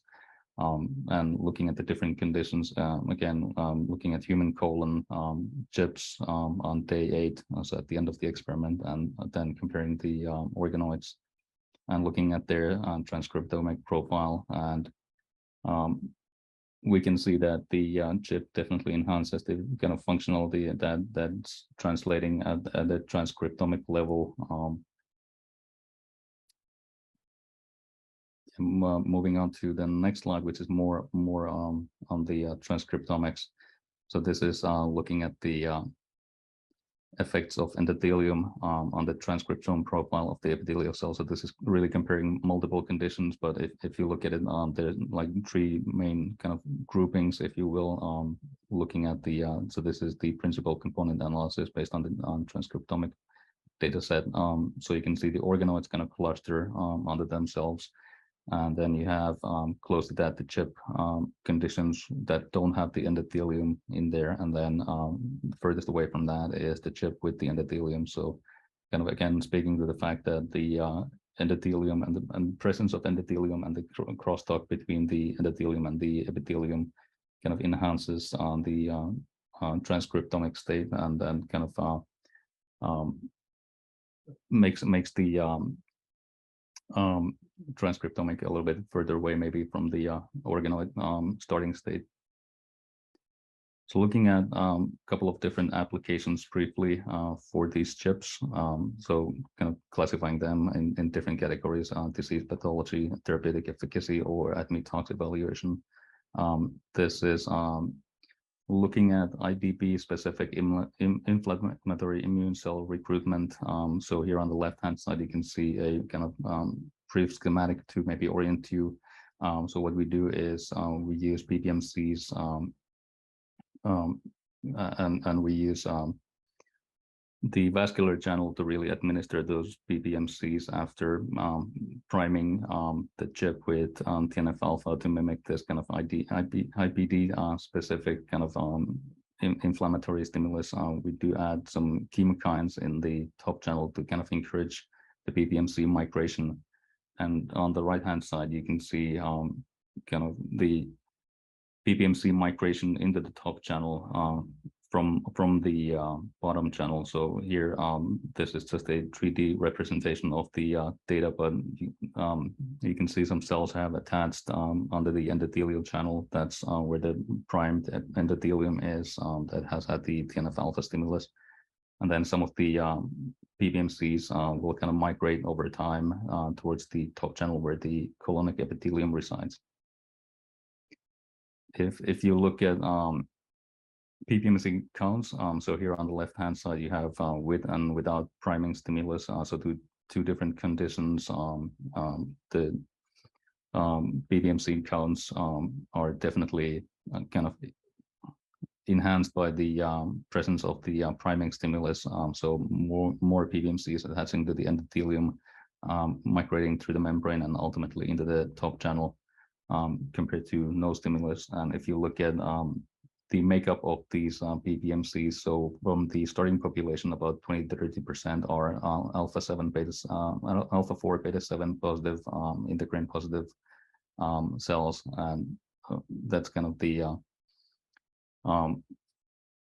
makeup of that population. But if you look at it, how many of those PBMCs that make into the top channel, that population is over 60% positive for alpha 4 beta 7 integrin. So kind of demonstrating this kind of cut-tropic and a specific recruitment and migration in the chip. This is looking at the kind of same conditions and the IL-22 and interferon gamma release in response to this PBMC administration and the priming stimulus, which are definitely enhanced by the presence of the priming stimulus. So there's PBMC dependent cytokine release. There's also PBMC dependent barrier damage. So if you look at the graph on the right hand side, it's negative control with no treatment. Then when you add the PBMCs and cytokines, you do have an increase in the apparent permeability, so more of a leaky gut situation in there.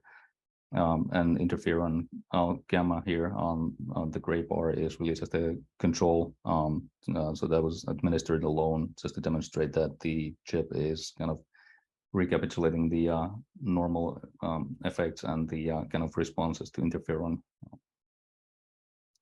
We've looked at interferon a little bit more closely as well. So here you can see tight junctions specifically, so one staining in response to different concentrations of interferon gamma.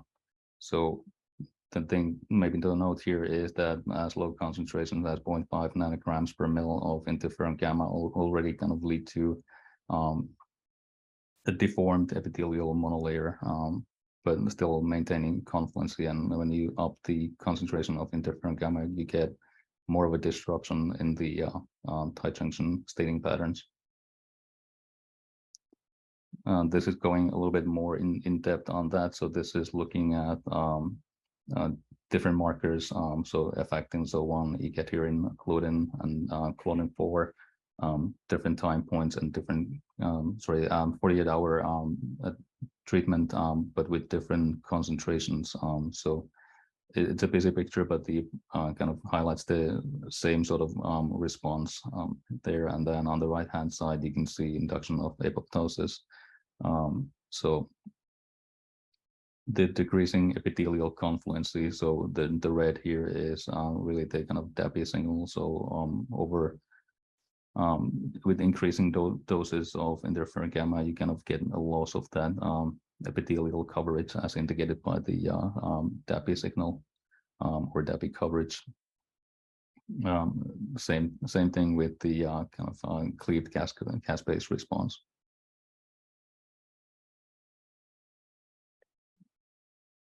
Here, again, different concentrations of interferon gamma, but this is looking at this from the point of view of different donors.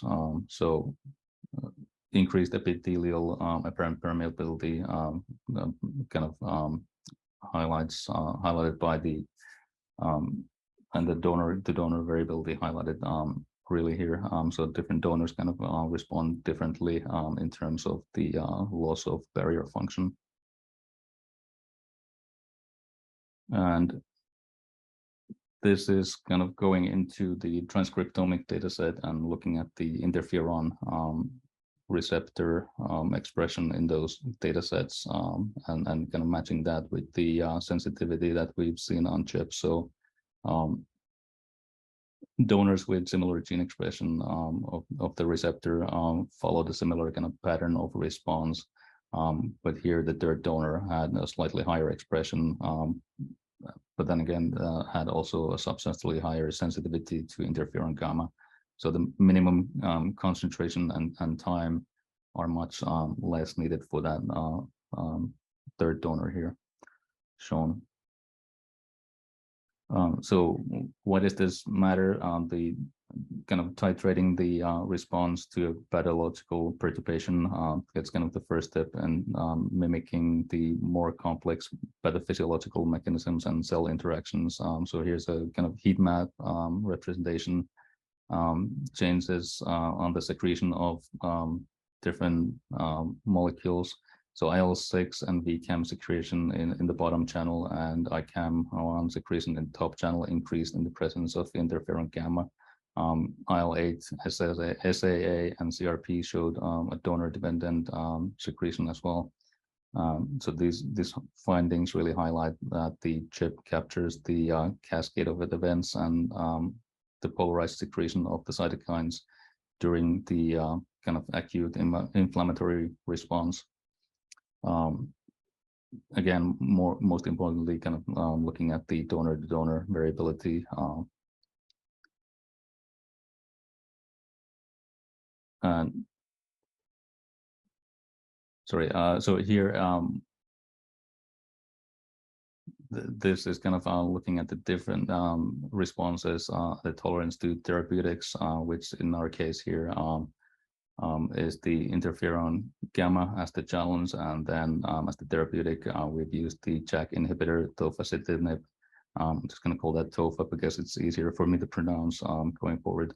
So as you can see on the right-hand side, if I move, on the right-hand side, 20 micromolar TOFA is enough to provide protection against the interferon gamma barrier for donor 3, but a 5-fold decrease in the TOFA dose and 20-fold decrease in the interferon gamma dose are required to achieve kind of protection in donor 5. So again, highlighting the different sensitivities that the different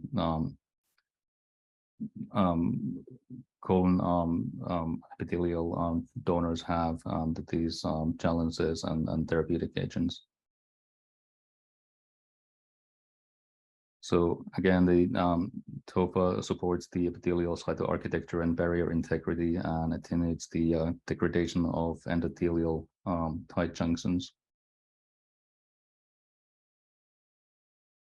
And here's more of the same cytokine data, looking at ICAM1, IL-8, IL-6.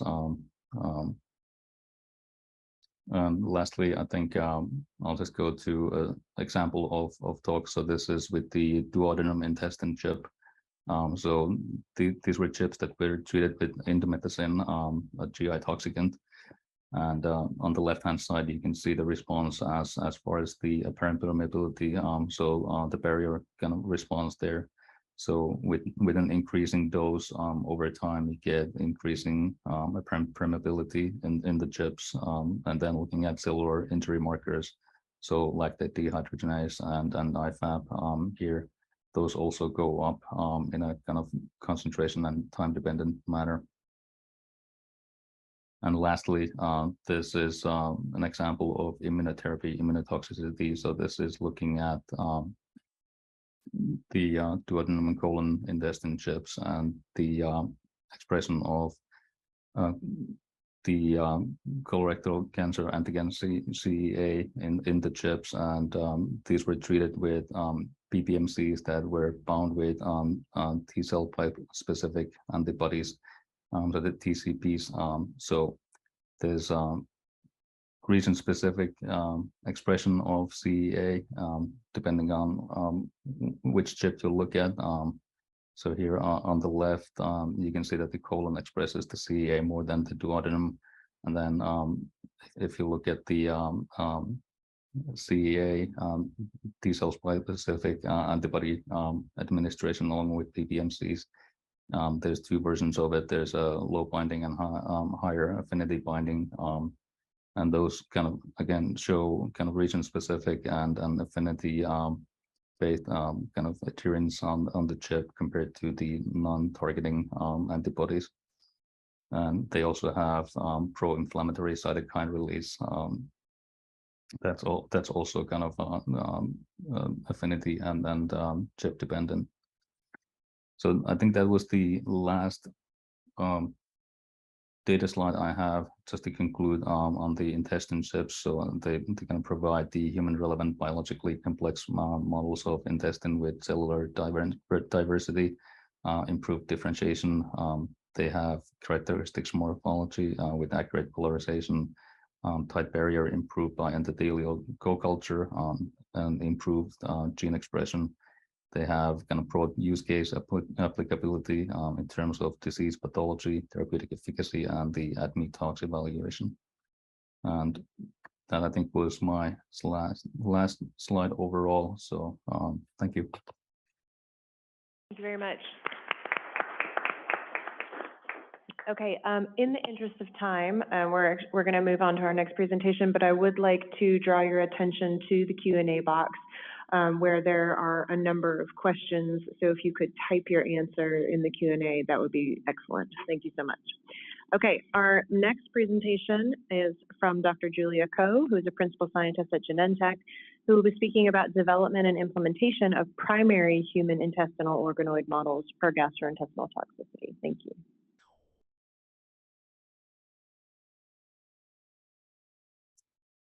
Hi, thank you so much for the invitation to speak today. I'm going to be sharing some of the work that we're doing in the complex in vitro systems group at Genentech, and how we're using a variety of modifications or versions of organoid-derived models for intestinal toxicity. So even though we are situated in the safety assessment department, our goal is really to democratize these complex models for applications across drug discovery and development, including for the discovery and validation of biomarkers for both disease and pharmacodynamics, using them for screening purposes in disease modeling and discovery, ADME applications, and diversity and inclusion efforts, understanding the diversity of our patient populations. But today I'm really going to focus on how we've been using these models to understand tox. So I think we've all seen a number of this introduction at this point, but very quickly, the intestinal epithelium is very complex with a number of specialized epithelial cells with various functions that are often not recapitulated in conventional cell culture models. And this complexity is true both in the context of the colon and the small intestine. And I'll bring your attention to the cells here, the intestinal epithelial stem cells that reside at the bottom of these, what we call crypt structures, in both the colon and the small intestine. And these resident epithelial stem cells are responsible for regenerating the entirety of the epithelium, which in humans can turn over in about 5 to 7 days. And so a decade ago now, Cleaver's lab discovered that these intestinal stem cells can be isolated from tissue, harvested and cultivated to form organoids. So this is just a schematic of how these organoids are grown. We can isolate the stem cell containing crypts, embed them in a hydrogel of matrigel or equivalent material. And when supplied with a cocktail of growth factors, the most important of which is Wnt, these intestinal stem cells can proliferate and form these spheroids, which we call organoids. This is an example of a bright field microscopy image of the organoids, and you can tell they're very nice and round and bubble-like. And what's notable is that they form this monolayer of cells, just like they exist in vivo. They form proper polarity with white here is actin. This really strong white staining, it indicates the apical surface. So this would be the lumen of the intestinal compartment. And what makes this model really accessible is that these cells can be expanded and cryopreserved and revived fairly easily, making them, more amenable to experimentation than just primary tissue that you need to get fresh every time. And the other really critically important feature of these organoids is that they can differentiate to contain the various intestinal cell types, including enterocytes, goblet cells, Paneth cells, and enteroendocrine cells, to now represent the complexity of the epithelium. So in our group, we're bringing in a number of in vitro models based on organoids, so we can use them in their organoid spheroid form. And this is one example of how we've been using these organoids to understand GI tox. So in this particular study, we can seed the organoids in a 96 well plate format. So there's a hydrogel here, and you can see the organoids. And we can visually, and we treat these organoids with our compounds of interest at various concentrations. And you can see just from the bright field image that compound 1 and compound 2 really differentially affect the organoids. Compound 1, most of these organoids have shrunken and died. Compound 2, the organoids much more closely resemble the control untreated condition. And so we can use these bright field images. Actually, we're now working on algorithms to quantify organoid features here to give us measures of our images, but we can also use readouts like the Cell Titer Glow ATP Viability Kit. And here we see recapitulated with this readout what we see in the images, which is that compound 1 is much more toxic to the organoids than compound 2 here in blue. And these data correlated really well with our animal studies. So we saw that compound 1, again here in red, was very cytotoxic in the animal model, causing severe villus blunting, whereas compound 2 here at even higher concentrations was much less toxic. And so these data gave our project team confidence in using this model as a tool to allow us to rank order our library of compounds prior to going into animal studies and de-risking the tox for some of our lead compounds. So this allowed us, one, not only to evaluate more compounds, but also to ultimately reduce the number of animals we use in our studies. So the example I shared is just one in which we can use to compare compounds to one another, but a bigger challenge of the models in the field is translating the in vitro outcomes to the clinic. And so this is a challenge that remains, but I think we're starting to make great progress in this area. So in 2020, a cross-pharma consortium called the IQ Consortium published a recommended list of compounds for in vitro assay qualification for clinical GI tox. And while right now there's kind of limited literature qualifying the use of organoids and translating to clinical tox, but we're starting to see more of this. And the most notable and comprehensive that we're aware of is this Bel Air study from Tox in Vitro in 2020, where the authors used the published compound list or the recommended compound list to understand the sensitivity and specificity of using organoids with a cytotoxicity assay to predict in clinical diarrhea. And so at Genentech, we've actually been able to perform a similar study with the same list of compounds and use the published metric of the IC50 over Cmax. And we also obtain a similar sensitivity and specificity value as published. And there are slight differences, and these variabilities can result from many things. Like, I think the most obvious culprit would be the difference in donor background, right? So these organoids can be derived from diverse donors that may respond fairly differently to the same drugs. But what we see actually is that it's very close to the published literature, and we're now starting to evaluate organoids derived from different donor backgrounds and see to understand how variable these responses can be. One limitation of the organoid model is that the organoids develop with their basolateral surface facing outward and apical inward. So that means that we only have access to the basal surface. So we can only dose them basally. We can only sample, for example, media, things that are secreted basally. And one model modification that can be used to address this is to flip or reverse the polarity of the organoids, basically flipping them inside out. You can do this by removing the matrix in which they're cultured.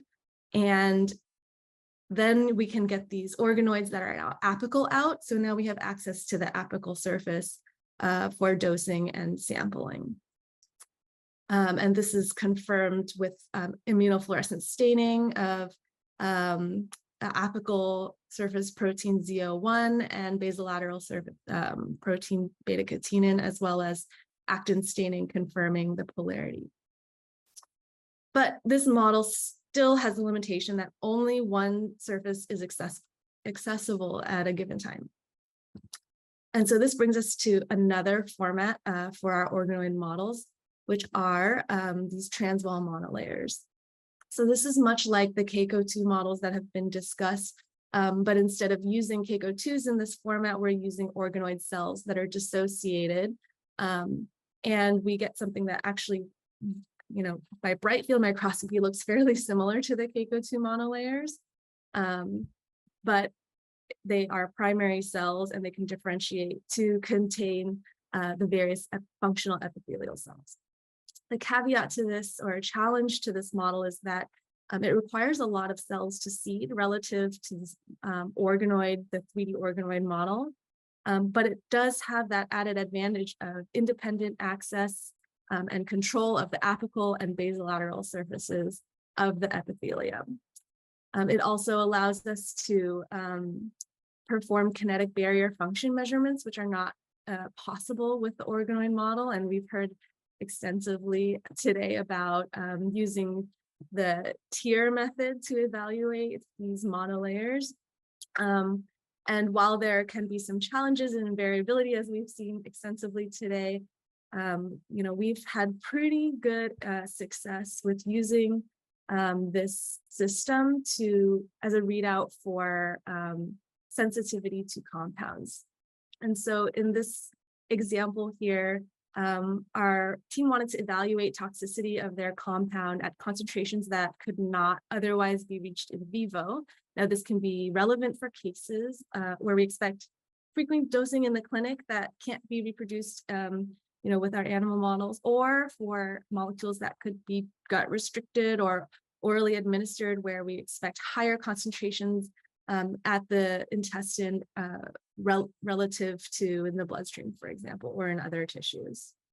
And so using our very high concentrations of compound A, we used a 10x Cmax concentration, we were able to see that the tier remained unchanged relative to our untreated condition versus our positive tox control, where we saw the tier completely tank. So what this told us is that even at very high concentrations, our compound of interest was not causing any disruption to the health or the barrier integrity, at least, of our intestinal epithelium.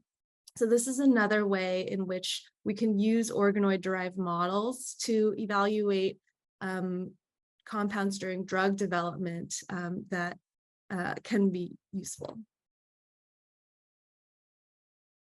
There are also a number of much more complex microphysiological system, or MPS models, like the emulate chip that you just heard about, and the CN Bio Physiomimics chip that you heard about this morning, and there are many others, some of I think which we'll hear about in this meeting.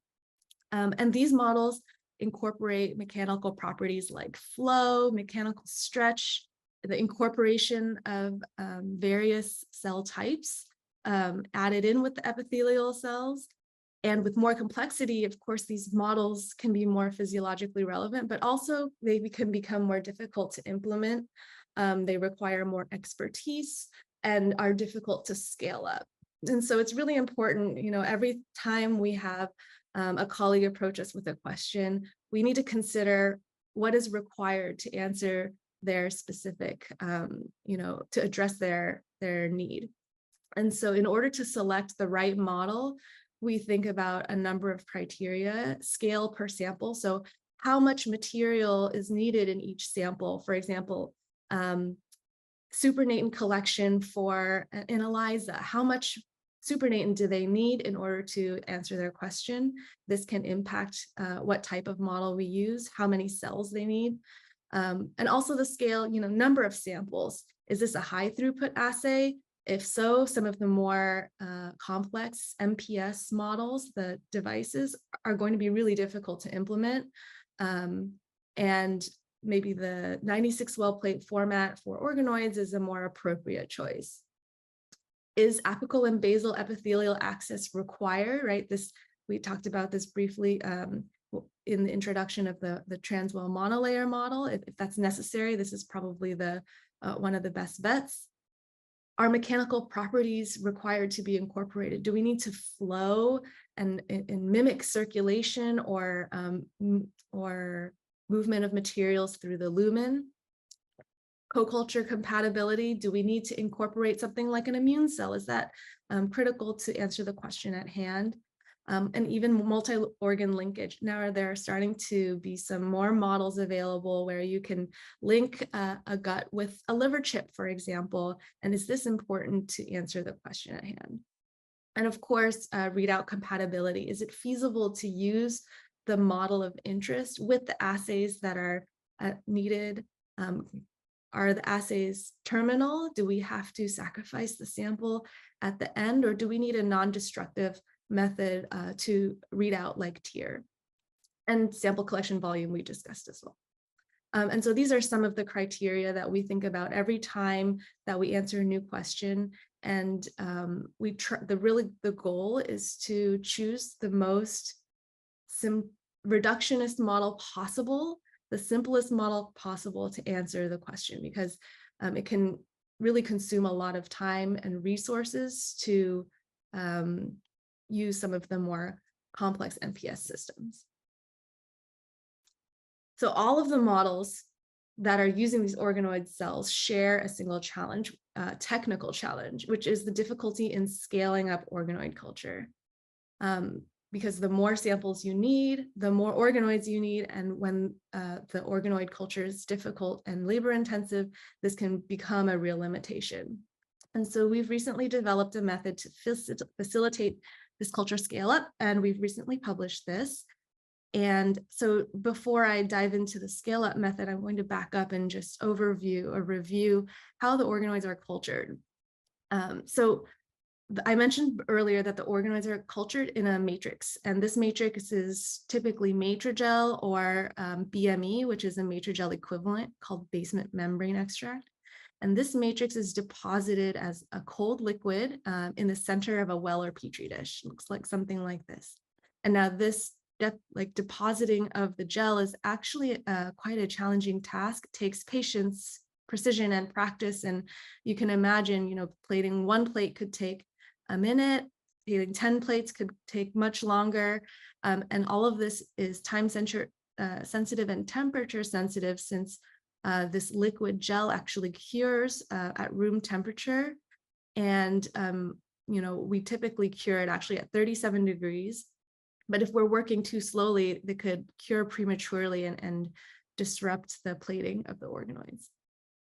And so once the matrix has cured, we'll add the media to the well, and this is how organoids are seeded. So even with the automated systems, which we're working on building in-house now, they're not very well suited for this very specific task of plating temperature-sensitive liquid matrix in the center of a well. And as you can imagine, doing this manually takes a lot of time and effort. We discovered that we can actually culture these matrix hydrogels in suspension. So this frees us from reliance on the culture plate surface area. We can use all three dimensions of the media.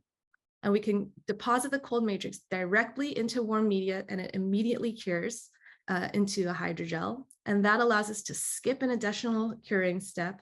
And we were able to see that with this suspension method, which we call BOBA, which is the BME or the matrix embedded organoid bead assembly, the organoids grow just as well as in the conventional dome culture method. The organoids grow to the same diameter, and we can see now that we can grow more organoids per vessel as read out by viable cell count. And this also allows us to culture organoids in a flask rather than multiple wells, and this makes media changes much easier. We also found that we could more easily generate even larger scale cultures by using a syringe to extrude our organoid cell and matrix solution. Instead of making boba droplets one by one, we can now make these filaments or noodles. We call them SOBA, which is a syringe extruded organoid BME assembly. And what we can see is that organoids grow similarly in all formats, whether they're boba droplets, SOBA filaments, or even SOBA fragments, which are a little bit easier to handle than their intact filaments. So these organoids, behave pretty much the same as the organoids in the conventional dome method. We're able to see proper differentiation when transitioned to differentiation media. We see stem and progenitor markers decrease, goblet and enterocyte markers increase, and we're also able to see staining of these differentiation cell markers by IF, by microscopy. So overall, this scale-up method streamlines our protocol, increases the scale, improves size uniformity of the organoids, and also allows us to save resources, time, labor, and even plastics. And this can enable now, we hope, higher throughput studies and more democratization of these models and reduce animal use. And so our hope is really that we can use these organoids now to make all of these models more accessible. And really, there are a number of significant challenges that scaling up does not address, and we as a field really need to focus on in order to make these models more useful. And so that includes characterizing each model more deeply so we can understand how they do or don't represent the physiologic tissue, and therefore that when we should and should not use each model, we have to be aware of accounting for differences in our cell sources. That's donor background, which intestinal segment it's from.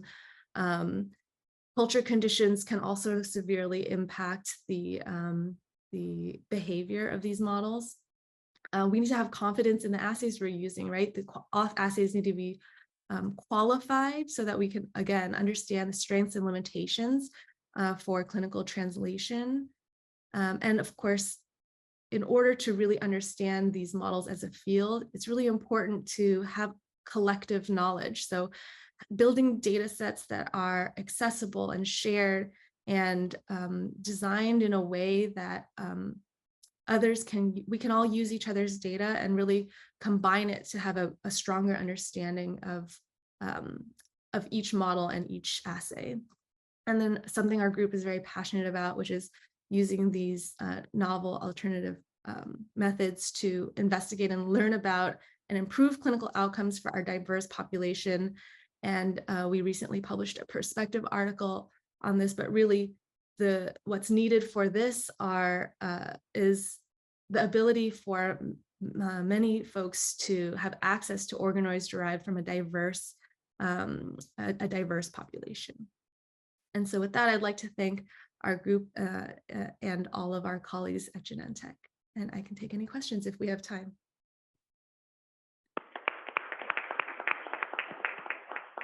Thank you very much. In the interest of time, we are going to move on to the next presentation, but I would like to draw your attention to a question in the Q&A about characterization of the different cell types in the transwell organoid monolayer model. So it's now my pleasure to introduce our last speaker of the morning, who's here with us in person. So Dr. Christy Sayes is with Baylor University, and she's going to be speaking to us about characterization of a human in vitro intestinal model for the hazard assessment of engineered materials. Thank you, Nicole, for the kind introduction, and thank you all to the organizing committee for inviting me to be part of this amazing community. Someone is making or do I do this myself?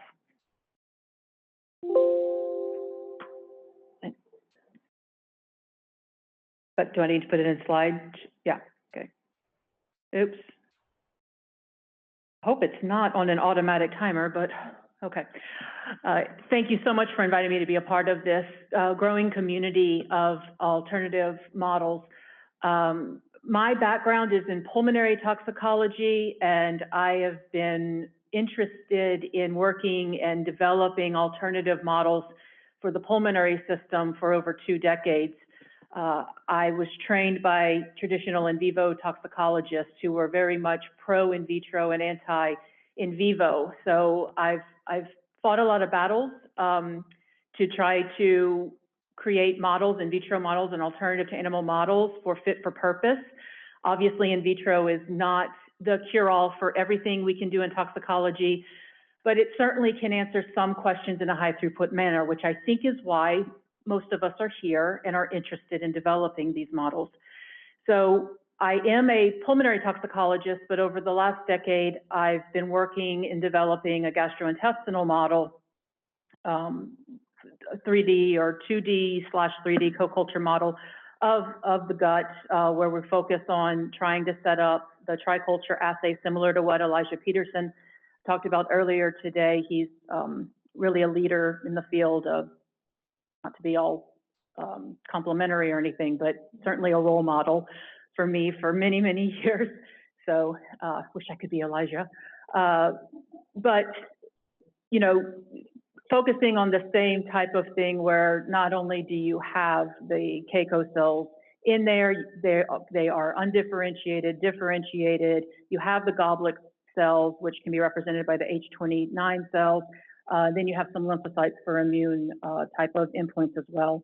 So just to be quick through these intro slides, I have a diverse and very hardworking research lab of graduate students and a few undergraduate students. Within Baylor University, we are connected to Baylor College of Medicine, which is in Houston, but main campus university is in Waco, Texas, where we have the main undergraduate campus and a lot of graduate programs. I'm in a department of environmental science where the environmental toxicology faculty reside. And the title of my lab is Emerging Materials and Environmental Health. So within the research and teaching program overview, within the way that I think about toxicology and the training environment and developing new models is always with a focus of human health effects. Environmental health does talk about environmental science, but humans are a part of the environment. So human health is where I spend most of my time thinking, elucidating about molecular initiating events, mechanism exposure, and adverse health outcomes. There's that interplay between toxicology and environmental health. And of course, we use engineering and other technologies with biotechnologies and things to help us build and become better scientists. And then my training formally is in chemistry and material science, which is where I emphasize to my students the importance of thinking about the chemical or the material or the substance or the particle that we're using in a toxicology study. So extensive characterization of the toxicant is always included. We've already seen slides like this before, and you all don't need to be convinced that in vitro models are important to be able to help minimize cost, have a more rapid screen, and decrease the amount of resources that we're using in the laboratory. And as we can increase the in vitro models from 2-dimensional to 3-dimensional to more complex, and of course, what we just heard about from the wonderful Dr. Julia Ko, we can move into these organoid systems as well. I have this safety by design toolbox that I use as an overarching principle that includes for toxicology, which of course, we're not fooling anybody. We know that we're not doing ADME in our laboratory, but we're trying to parallel the work that we're doing and train my students to be able to leave to understand that you could get some information using in vitro systems that could plug into some sort of ADME type of paradigm. We start about the exposure first, whether it be an aerosol in my roots of pulmonary toxicology or through food or contaminants in food, something that's ingested that would go into the gut. Today, we're going to focus on this gut model, and right before the exposure to the gut model, we're going to talk about the digestion fluid and the importance of stimulating gastric juice digestion before you expose that toxicant or that contaminant into the gut system. So for the gut model, we use something very similar than what was presented earlier today in the transwell system, an apical compartment with a transwell membrane in the basolateral compartment. This is the side view of the well plate here at the top right-hand side of the slide. The HT29MTX cells are used and they're identified in the microscopy as H. The CACO2 enterocytes are represented by CE. The CACO2 microfold cells are represented by CM, and of course the Raji B cells are denoted by the R.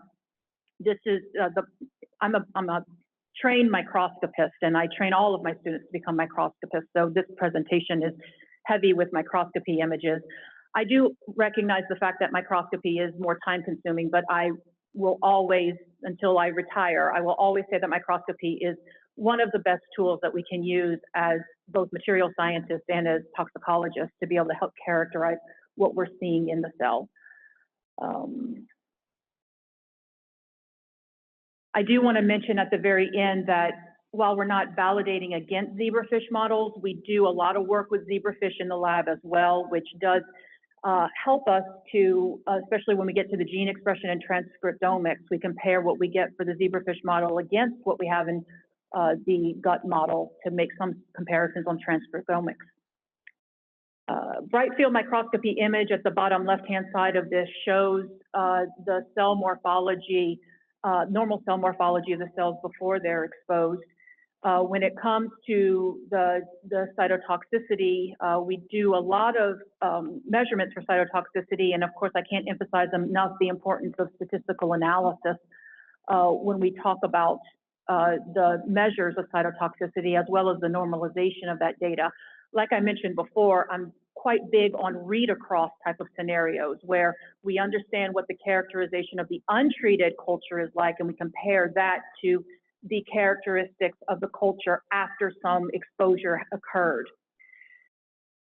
With all in vitro models, it's important to understand what the model is good for and what it's not good for. So there are 3 different endpoints here that we're working to optimize the model. And unfortunately, there's not just one model that fits all for these 3 particular endpoints. There are some specifications, as we heard about today, that are optimized to measure barrier permeability. Other specifications that need to be tweaked if you want to look for antigen transport, and other specifications, specifically the inclusion of an immune cell if you're looking for inflammatory responses or immune responses. However, without it being short of the immune cell, we can look for oxidative stress in these model systems, and that could be a precursor to some sort of inflammatory response. So as I said before, microscopy is very important, and I wish the lights were out in this room so people in here can see more. But we're finding it very interesting to be able to characterize the triculture system with scanning electron microscopy, where you have the M cells versus the enterocytes. The goblet cells can either be adhered or not adhered. There's ciliation that will occur between, that's different between the M cells and the enterocytes. And then the Raji B cells, now normally those are cultured on the bottom compartment, but here I'm showing them in the same compartment so that you can see the size of those Raji B cells compared to the adherent 3 different other types of cells. And lastly, the Raji B cells do not adhere. They're very diverse. We use the Raji B cells to be able to look at how much they're activated and inflamed and how many dendrites and whatnot come off of the surface as well. When it comes to the confocal images, we can see different characteristics between the CACO2 cells that include both the enterocytes and the microfold cells, as well as the goblet cells and the Raji B cells. So these characteristics are also recorded, and all of these are all these microscopy images are converted to quantitative measures, and then those quantitative measures are compared to the particular exposure scenario that we're trying to compare to. All right, for the in vitro gut model setup that we use in the lab, Dr. Amanda Subcheck is the point person in the laboratory who works on this on a daily basis. It's divided into two phases, where the phase one is the gradual transition of the raw GB cells into media representative of the entire triculture model.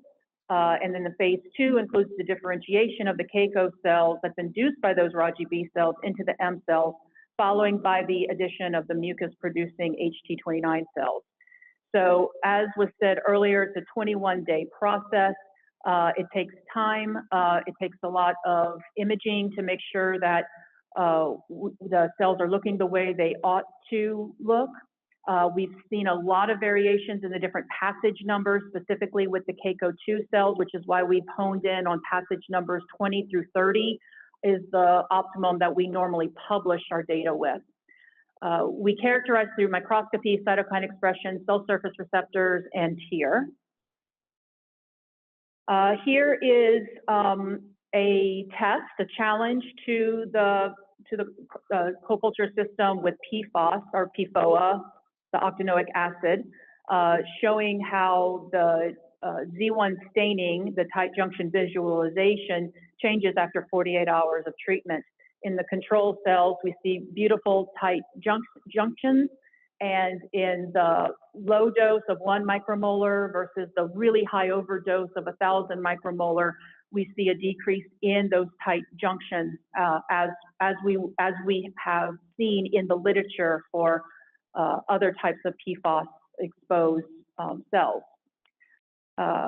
This image right here at the bottom middle is TIR assessment after PFOS exposure. You can see the squares represent the increase in TIR over the time period, whereas as you increase the concentration of the PFOS material, we see flatlined or a decrease in the rate of the TIR over time. Epithelial cells form tight junctions, and the tight junctions enable the barrier integrity. And if the tight junctions do not form, then the barrier integrity is lost. When it comes to TIR measurements, of course, they're always done in the transwell insert. We use the STX2+, which is equivalent to the STX4. It just has longer probes to it. You can see here that the tight junctions, days after initial plating, this is just before we do the exposures, going all the way out to day 6 to 11, we're still seeing an increase in that particular TIR resistance. And then usually after some time between 8 and 11 is when we'll do a particular exposure to a challenge, to some toxicants. One new thing that I want to add to this discussion for today is the incorporation, the extra step, a step before you work with the cells, which is simulated gastric fluid digestion prior to exposure. So there's these papers, OECD is looking at them, and I believe the Menikis paper is moving forward in OECD accepted procedure to standardize an in vitro digestion method suitable for food or for any other types of contaminants. And this 3-phase digestion includes an oral phase where it's an enzymatic digestion between the oral phase, the gastric phase, and then the intestinal phase, where you start out, we have enzymes in all 3 steps. You start out with a pH of 7, then you move to a pH very acidic, and then you come back out to a pH of 7. And within that particular, the enzymatic phase, there's lots of different enzymes and other salts that are added to the system. This breaks it down into the 3 steps. What you do, it's over a 4-hour time period, where you have a salivary phase, which is just incubated for a small time. Then you bring it into the gastric phase, which is 2 hours, and then the intestinal phase, which is an additional 2 hours. You can see the different enzymes that are used in each one of these steps. And it's now, it is an EFSA approved method right now, which is good, and it's been used recently in some cellulose work that has just been published from EFSA. And the next slide has a lot of microscopy. Okay, here we go. So one thing that I did want to mention to you is that the enzymatic gastric digestion does change the surface of particles. Now, we're primarily a particle lab. We do use water-soluble chemicals every now and then, but we primarily focus on particles. And before the digestion, the simulated enzymatic gastric digestion, the particles have a certain surface texture that can be characterized. What's interesting with microplastics is as we subject it to the different phases of the digestion, we see other features that are forming.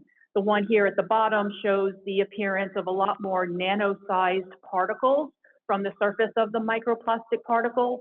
We also see more increases in cracks and crevices and fissures on the surface of the particles, a lot more surface roughness on the surface of these particles, which, as we know from the nano literature, that is a predictor of something that might influence the inflammatory response of a particle within cells.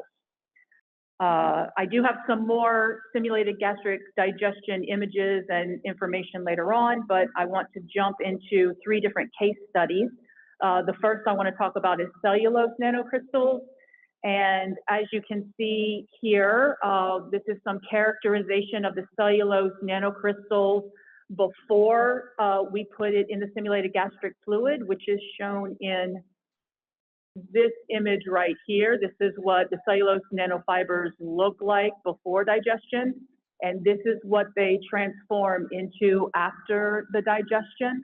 One thing to keep in mind when you go through this simulated digestion is that there's a 10 to 100-fold dilution factor that occurs whenever you're going through this digestion process, which then makes your ultimate exposure concentration to the cells a lot smaller than if you just use the parent material. So that's one challenge that we're trying to work out in our laboratory, to keep the volume of the digestion fluid as small as possible so that we can maintain higher dosing concentrations ultimately at the end. What happens to the different particles after you subject them to the digestion fluid? Well, you can see here with the hydrodynamic diameter of the bundles themselves, the hairballs, they radically decrease in size after being submitted to the simulated digestion.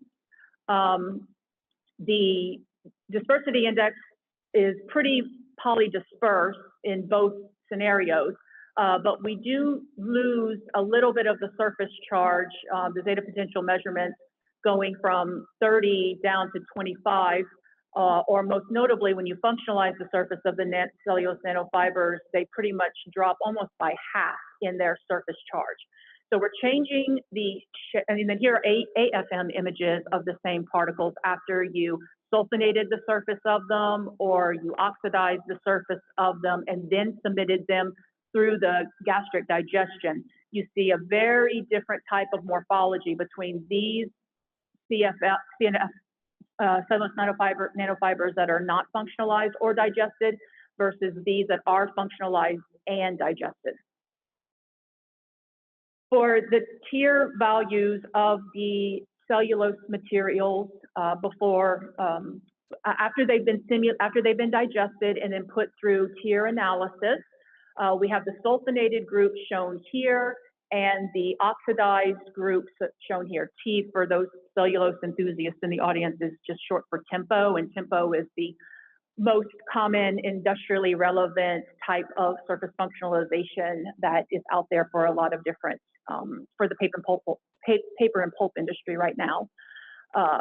Of course, comparing this to untreated controls versus the gastric juices vehicle control and then positive control, where we can measure the tier values of, I'm sorry, I don't know what these are supposed to be increasing. I'm sorry, these are all 1% by volume in the cell culture, inoculation into the cell culture media, but it's 4 different degrees of sulfonation on the surface of the cellulose and 4 different degrees of oxidation on the surface.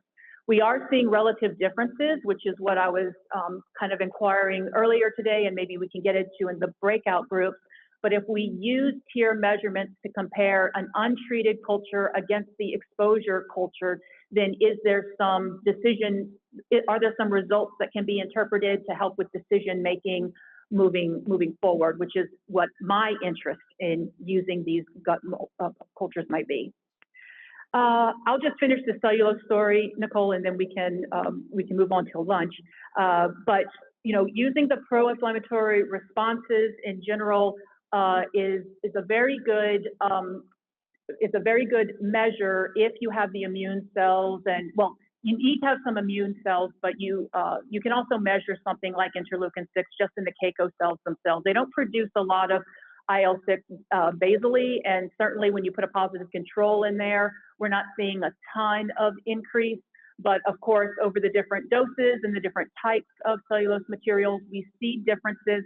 Not a lot of statistically significance, although we do have some stars on these statistical significance, but these are definitely measurable. Okay, so one other thing I do want to mention with the case for in vitro methods, which again, I know this is not the audience that I have to justify this to, but I just have to say my thing about mixtures toxicology. We have to continue, this community is very important in my view, to be able to continue to push to find high throughput, rapid ways to be able to measure not just individual things like an individual disinfection byproduct, but the mixtures of disinfection byproducts or pesticides or metal ions that might be in drinking water. And so when you start thinking about extrapolating these things out factorially of how many different binary or tertiary or more than 3 chemicals in one time, we have to move forward with the development of these in vitro methods to be able to help us with some screening assessments of looking at different combinations of toxicants at the same time. So with that, I will stop my presentation and thank you so much for inviting me to come.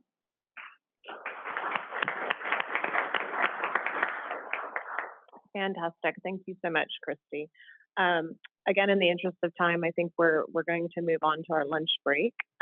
Just a couple of notes. So again, for our online participants, please continue to use the Q&A function while we keep the online room open for just a few more minutes to make sure that any burning questions that you have for any of our morning presenters can be addressed by them. So we'll keep this open for probably another 10 or 15 minutes, and please indicate who your question is addressed to from the morning session. And then after we come back from lunch, we're going to do breakout group discussions for those of us that are here in person. And so if you look at the back of your badge, you have a group that you've been assigned to on the back of your badge. And room 620, 630 is this room that we're in right now. Room 640 is just next door. And we'll have the opportunity to talk about things like establishing confidence in existing models, strengths and limitations of different model systems during the breakout group discussion. So at 1 p.m., please report promptly to your assigned location and enjoy your lunch. Thank you everyone for an amazing morning.